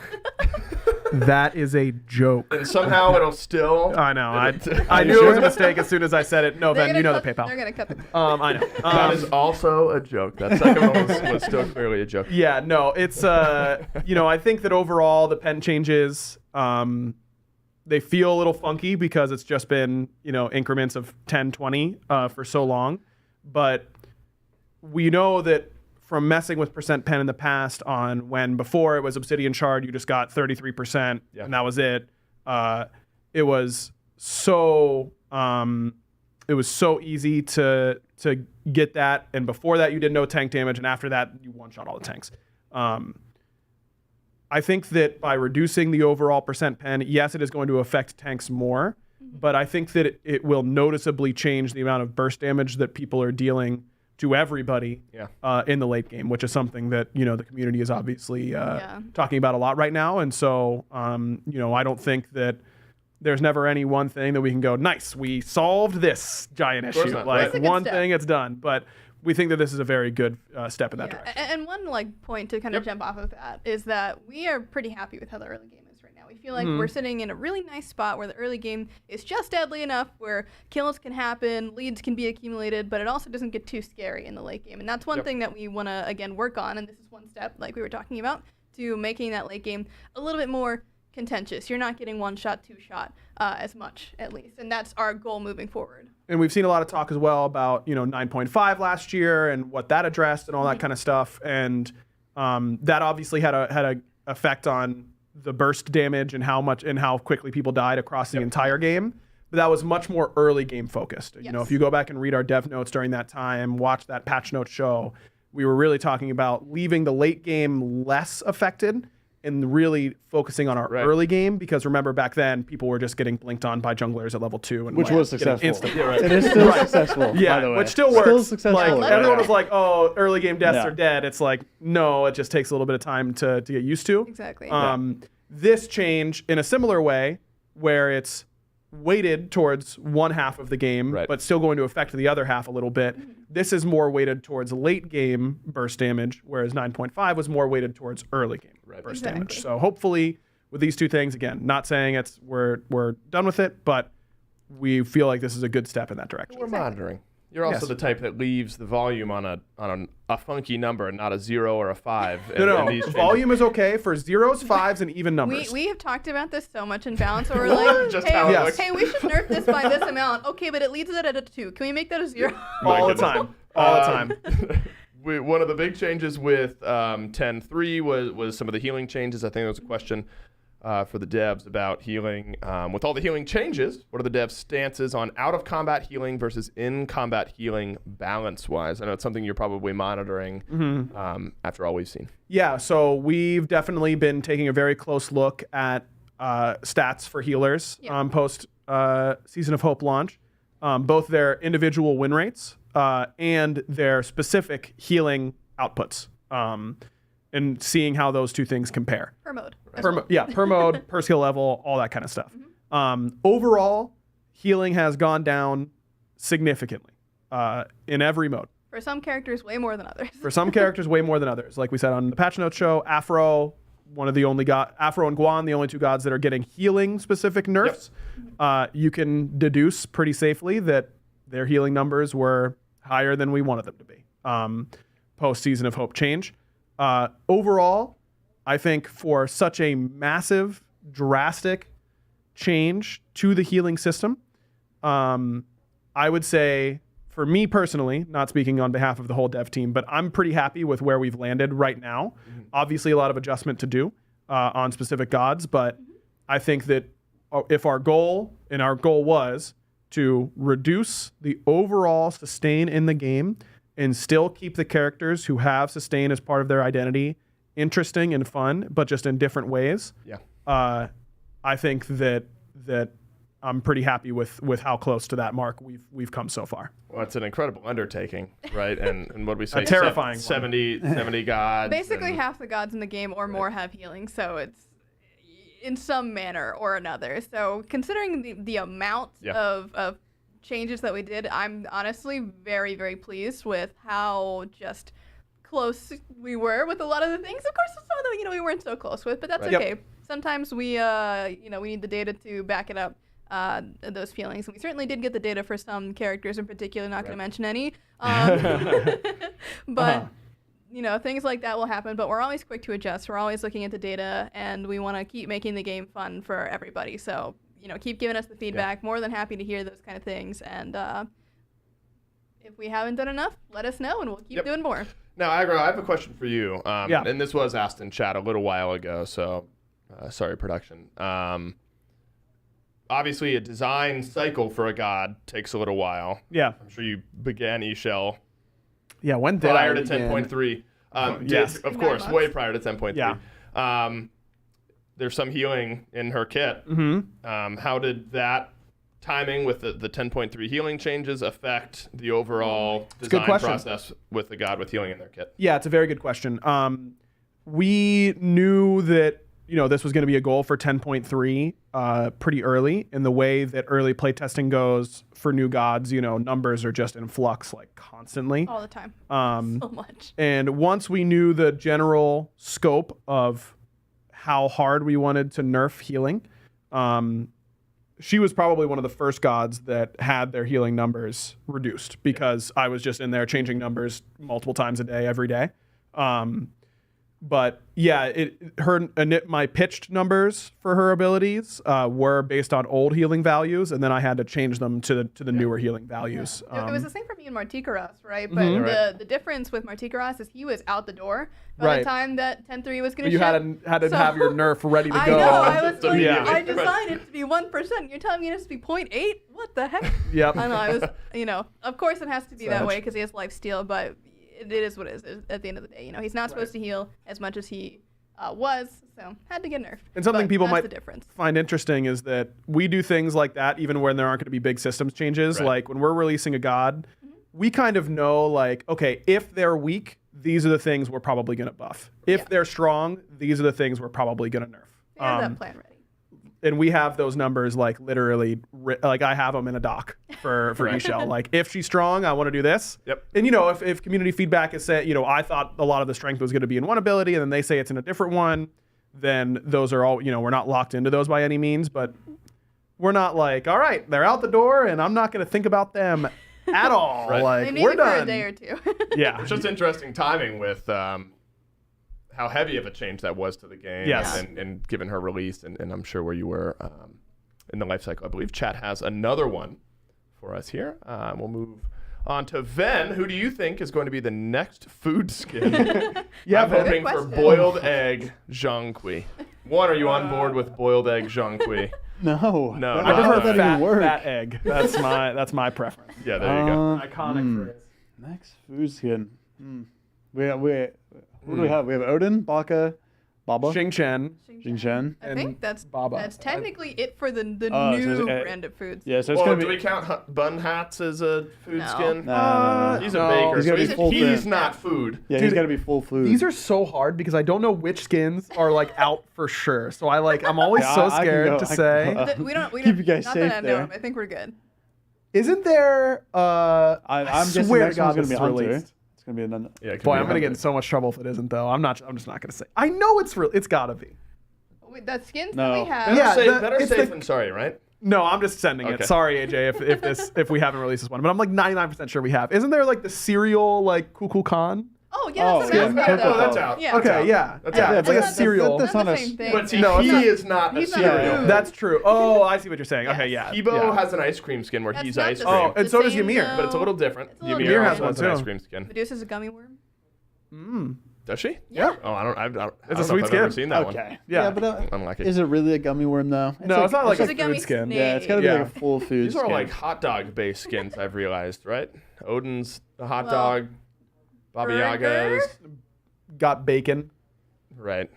Huh? Okay. All right, I'm way off. Yeah, she's a Oh, bee. Bacchus is food in the Bacchus Oh. breakfast. That's not the same either, because it's not like the same like art style. It's not like the cartoon arms with the like gloves and things like that. Here's the only progress we made here is that boiled egg Jean Quiz is a bad idea. That's not a good one. No. Sorry. Respectfully. Ace. Thanks for your question, though. And keep watching Smite Game, please. Don't insult him, Dave. Come on. No, I'm sticking. I nearly doubled down and then I nearly pulled back. Was this insightful? All right, here we go. This is an actual one. God, all right, I did burn Ace a little bit towards you. This is an actual question. Okay. With a new HUD, disregarding any bugs, are there any plans for HUD skins? I've seen this talked about a lot. Yes. Is there? The current plan at the moment is that HUD skins are disabled. We plan to, in the future, move on and kind of remake the current existing HUD skins for the new HUD.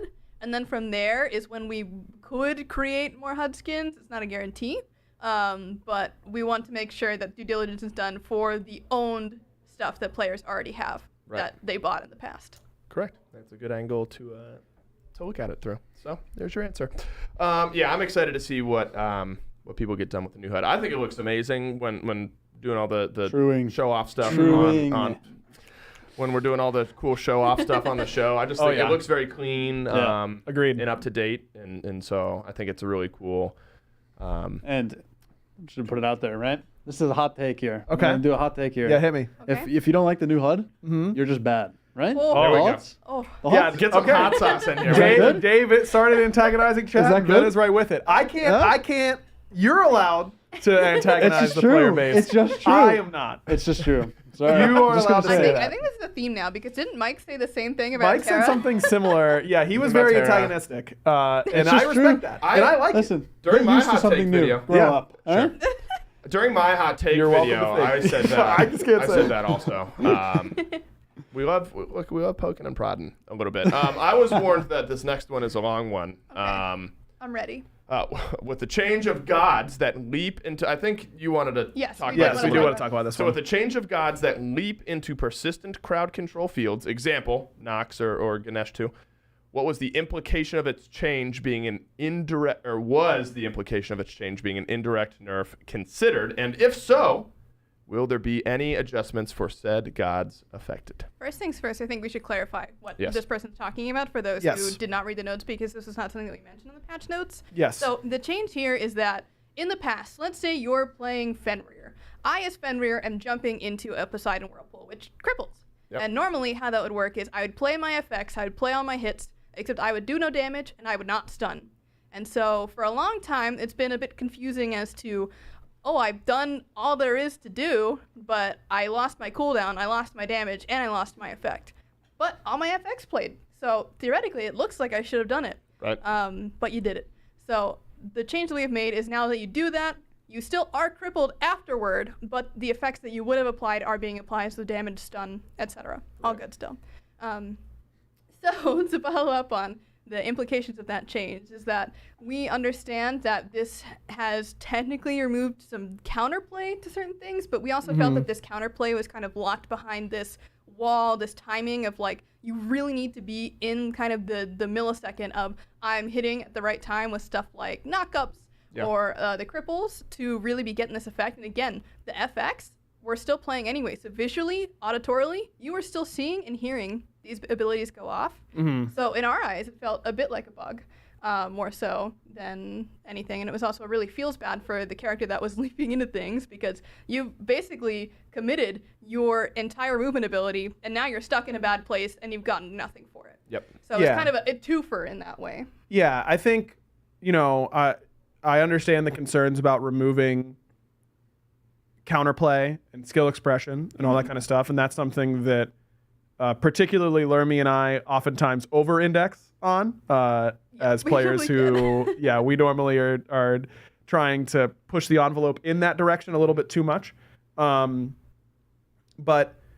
in this case, I think it's pretty safe to say that the majority of the time that a player's damage or effect was being canceled from landing into a CC was happening incidentally for the vast majority of players.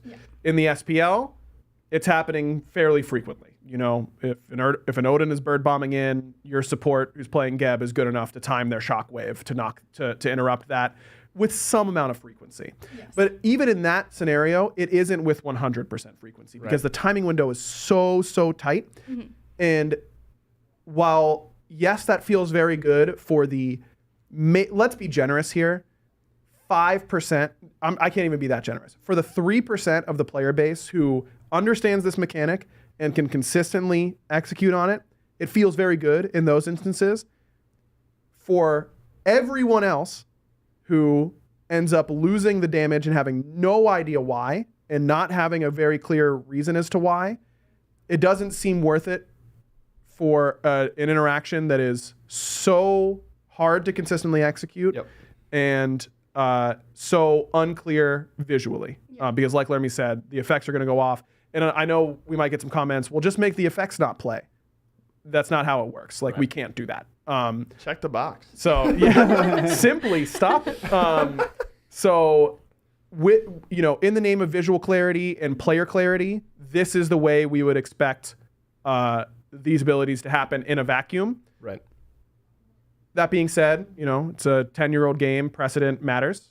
So we understand that there might be some players who aren't particularly happy with this change, but we think this is the better direction moving forward. In answer to the question specifically here from Fiddy is about gods like Nox, Ganesh, Poseidon, all that kind of stuff. Typically when we're making a change like this, we try not to get ahead of ourselves and buff these gods because we know they might end up they might end up being worse than they were before because our community doesn't always react super well to that at large.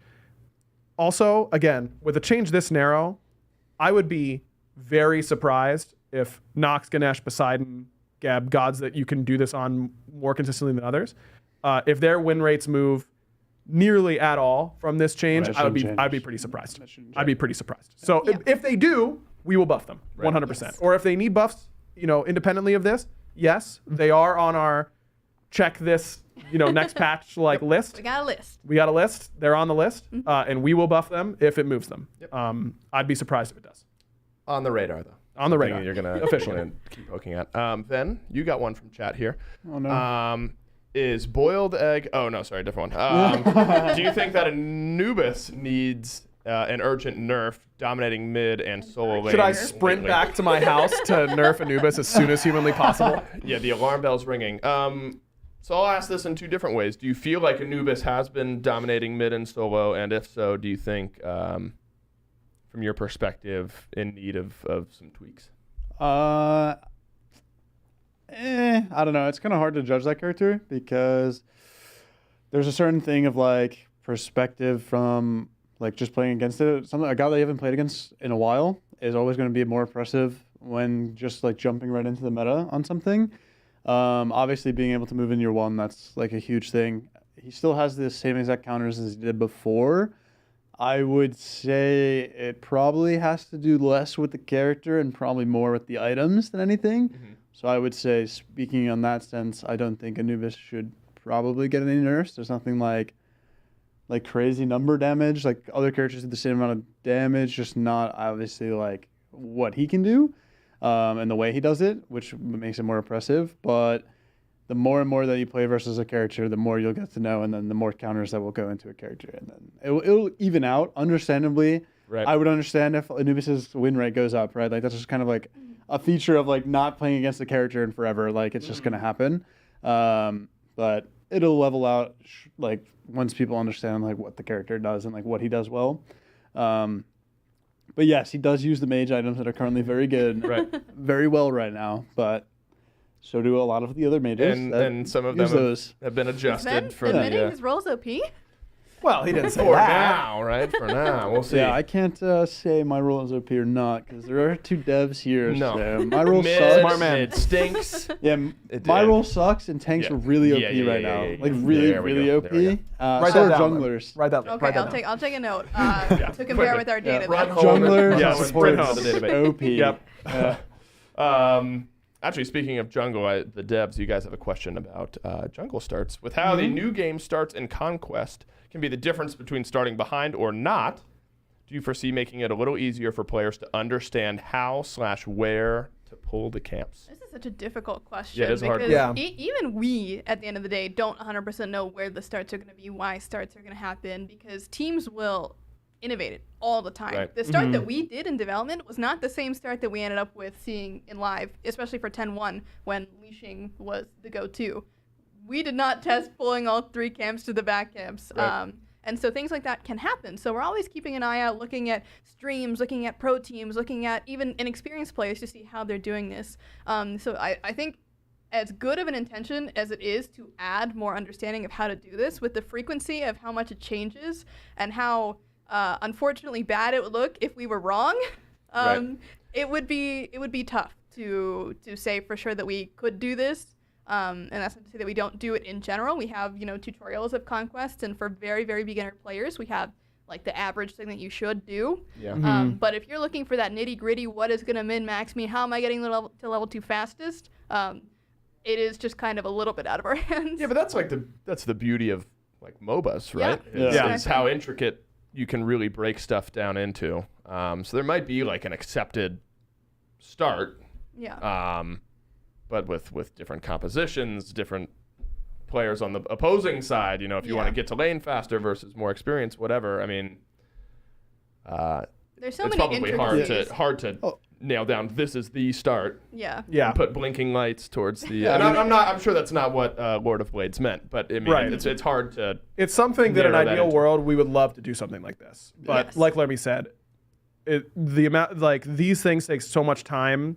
We can't wait. We can't release a patch, wait to see what the pros do on it, develop the feature, release it, and then change it the next patch, and undo all of that work. It just isn't a smart use of our resource. By the time that we're releasing a patch, we are far into work on the next one. Yep. Yes. So, I mean, that's not to say that we don't ever take adjustments in the patch, because we definitely do. And we go right up into the line as to when we can adjust things sometimes, because we really want to make the best experience for you guys possible. So keep continuing to give us that feedback, because every single time that we can, we will push and push and push to get those changes in. But this is one of those things that is just unfortunately not easy for us to do. It's just like it's like a top end thing as well, I think, right? Like, I mean, if you're on the like top 1% of the game, right? Like, you're always gonna do things like min-maxy like way faster. Right. Like, there's never gonna be like a solidified start for like noobs. I mean, the biggest thing, right, for a noob, is literally just kill the camp that's in front of you and then just do the other camp, and then you're gonna get 2, you're just gonna get it slower, right? Right. And that also comes into do with like watching other people play the game, or like asking questions to other streamers or pros or whatever you want to do, right? Or like asking in the game as well, like, oh, what start should I do? That's stuff that like we will do normally. Is we'll say, hey, how do you guys want to start this game? Yeah, exactly. And we do that all the tell time. you. Yeah, exactly. Even in I mean, like my games as well, like we ask, like, oh, what start are we doing here, guys? Yeah, like, exactly. It doesn't hurt to ask. Yeah, me and Lermy and the Dave to Diamond streams that need to come back here soon. I am constantly asking. You are asking. Yeah, That's what start we're doing. So you're asking to go. I was like, I'm ready. Let's go. Well, also that because we're plat 3. We're on like a 3-game losing streak. This is terrible. We gotta redeem ourselves here. We do have to. It's the redeem team. Yes. It's the U.S. basketball team that lost or got bronze or whatever they did at that one Olympics, and now we're back. We're getting there, at some point. We'll see. Yes. We have a couple more questions from chat here as we begin to wind down the show. First of which, the same one from Lord of Blades. Wouldn't it be crazy if we could recreate our answer word for word right here? Oh no, don't say that. I talked so much. Yeah, go ahead, Lermy. Word for word. Don't miss a single time. Yeah, I can't. I can't do that. Thanks for your question, though. Good question. There is one in chat as we get the next one ready. Marty potentially available in pro play soon. Then you think that god's gonna see something? Please don't say he needs nerfs. I'm begging. You think Marty the Manticore? Listen, I'm just gonna plead the fifth and say I have SPL next week. So Gotcha. Smart. You'll figure it out at Friday. We are first set. Oh, you're kicking off the. That's right. Gotta be 1 p.m. It's gonna be the 1 p.m. one. Yeah. We have SEC to start Friday, the day. Whatever 21st. That 21st. Live. Versus the Vikings. I can't wait to watch. Yeah, you can watch it live at twitch.tv/SmiteGame right here. Right Holy, here. that's gonna be great. But watch, right? And Yeah, I'm gonna subscribe watch. as well. Are you? I thought that was emphasis on watch instead of cast. I couldn't. Well, tell yeah, which- I am gonna watch. Yeah. Right, but I thought that was like, I can't wait to watch it instead of cast it. Maybe I misread your tone. We've no, been not out at of all. practice with one another for I so know. long. Our synergy is a bit out of whack. It's just not going well at all. Let's see what chat has to say or ask to you guys as we begin to run down to the last couple of minutes of the show, and we'll see. Chat, too bad. Okay, chat, you don't get to ask any more questions. Well, I've got the chat open here, Okay. and I've got a couple. I was gonna dive into a different one that maybe I shouldn't. Feel free. But seeing a lot of questions about crit and spectral and all that kind of stuff. We are very aware of the community sentiment right now around crit and spectral and the pro discussion around it, the more casual discussion around it. The way that our schedule works for patches sometimes puts us in a place where we can't respond to things as fast as we would like to. It is absolutely something that we are looking into. And it may just suck too. Right, yeah, that as well, or something like that. We did not just miss it. We didn't just not agree or anything like that. It's that with the way that we are beholden to the schedule, and a lot of times we can anticipate these things or get the things that we want in the right moments. Any type of adjustment to crit or spectral or anything like that, unfortunately, did not make it in time for this patch launch. For a variety of reasons. For a variety of reasons. Yeah, it wasn't just like, oh, we forgot. Like, we promise, we know, we understand your frustration. We apologize. We promise that we are intending on having some things that. And that's not to say that crit was not adjusted in this as well, because again, Sure. we did touch a lot of the pen items. Yep, so pen Demon items. Yep. Blade is one of those that did get touched. And just alongside a lot of the late game pen, which is going to contribute to that as well. So like in the math build, especially, if we're talking math, your Hi-Rez got adjusted, your Dominance got adjusted, Demon Blade's adjusted, Fail Not's adjusted. A lot of those are touched, but it's not specifically crit the stat, it's crit the items that did get touched there.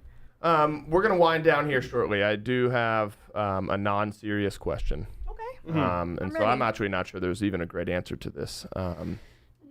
Will you introduce Towers or the Phoenix as a god at any point in the game? Yeah. How would that work? Just super immobile? Apparently, Lermy is the one designing that god, because not me. You just stand still, and if they get close to you, you hit them. Gotcha, but there's Okay, no so your mobility. one is that you just like breathe out a whole bunch of tower shots in a big cone, Yeah, but you can walk a little slowly now. And initially in can development, walk? Around? yeah, initially you Okay. were standing still. Your 2 is like a stun, your 3 is like a circle, and then your 4 is that you're the ultimate Oh, tower. wait. Oh, that's good I thought thinking. my ult would be I make the totem of goo area around me. Oh, What if I okay. could summon a Draugr to like take one of the teams and like tell them to give me a buff? I'm like, hey guys, here's my Draugr. Go buff me now. The trebuchet too. Oh, yeah, And this actually, that would so be this is good. gonna be the final question on this show, because you guys have provided a lot of really good insight. And so I want to end on another silly one. Okay. Of all the minion jobs in the history of Smite, I've heard this bit. which one would you like to have? I've said that I would like to be the one riding the siege juggernaut, and he had the little basket on his back, and he had 2 archers. I want to be one of the archers riding around on the siege juggernaut. Do you think you're qualified for that? I don't mean to offend you, Dave, but think about I've got it really logistically. good eyes. That thing is like stomping back and forth, right? Yeah. That is going to be nearly impossible to hold your balance and then be they do not miss. My constitution would give out on me first. They've before- never missed. They literally have never missed a shot from up there. They've been trained. Okay. Do you think you could withstand that training? I could. Okay. Not withstand that training. All right. Kind of final thoughts from you guys here. What do you think you're monitoring? Oh, I was most going to least- answer oh, the yeah, go minion ahead. question. Yeah, go ahead. I would minion be a question. fire imp because fire they imp, were. yeah, sure. I just want to be a little guy. Little guy running around throwing Yeah, fire that's- bolts. that's How what about I'd you, be. He took mine. All right, But fire imp. season 1. Fire alley. Brute minion. Season 1 brute minion. Fire brute minion. Because those Yeah, are the literally OG, invincible. Yeah. Gotcha. Difficult to Absolute to empty, unit. right? Those things were. Yep. Lermy. This 100%. may be cheating, but I want to be Denton. Denton was a minion. Oh, That's true. true. He gets to That's meet a your lot God. of famous Respect people, that. you know. Yeah. He sometimes dies, but he always comes back. So Wait, I want to be the minion that Yorm spits out for his wave. Yeah, that's good thinking. Yeah. Yeah, and that's just your life. That's your purpose. I'm just sitting your in his role. mouth waiting until he Really wants exciting. to wave at someone. Yeah. Nice. All right, we'll give those in Doesn't chat. he clap? Does he clap too? Oh yeah, Just maybe it's the clap. clap, Yeah, not it's the the wave. clap. Yeah, The he wave, does he, like, both. wiggles a little bit. Yeah, I think Oh he does yeah. both. Oh man, I just doubled my workload. I don't want that And anymore. thus doubling your pay, though. Is the way it works. okay. All right, so paid I for want to that? give those in chat. Kind of their one final dev insight for this show. Between That Aggro wasn't and Lermy, insightful? it was insightful into who we are as humans. Okay. What do you think? And you the think big people care themes- less about that than our game thoughts? You think they care more about the game than who we are as humans? That's messed up, Chel. Yes. Yeah, no, I actually. 100%. Yeah. I need to go talk to Susan. What are you between you two? What do you think what are you monitoring most after this update, and keeping your eyes on as far as tweaks, changes? I think you have a very clear answer. Yeah, eShell for me. eShell for you. Yeah, definitely gonna be monitoring eShell. I think the way that the pen changes affect late game bursts is going to be something else that I'm going to be keeping a particularly close eye on. How do tanks feel? How does squishy versus squishy damage feel? All of those types of things, I think, are going to be my primary focus. But of course, across the whole patch, I'm going to have my tabs on every square inch of the battleground of the gods. I would expect nothing less from How many Aggro. square inches is that? Yeah, that's. I'll get back to you on that. Yeah. Okay.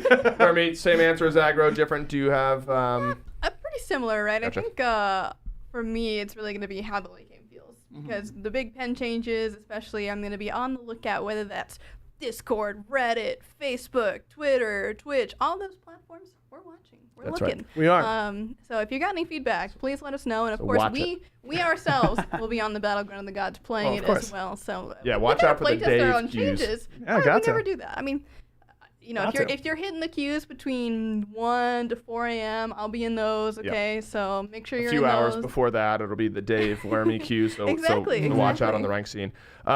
Then the Highland Ravens kick off in a week and 2 days. Yep. That was us. Who'd you say your opponent was? Leviathans. The Leviathans. Levi's. Are we looking for a dub here in just about a week? Is it you gonna start off the year 1-0 in the Order Division? Yeah, for sure. Yeah, Got we're it. we're on that side. think. Whatever side I that could one be is. way wrong. Yeah. Well, I think we're looking pretty good so Good. far going into it, Love that. and yeah, I'll just leave it at that. That's the 21st. We're going to be kicking off the SMITE Pro League. All right, everyone. Thanks for asking the questions. Thanks to the devs.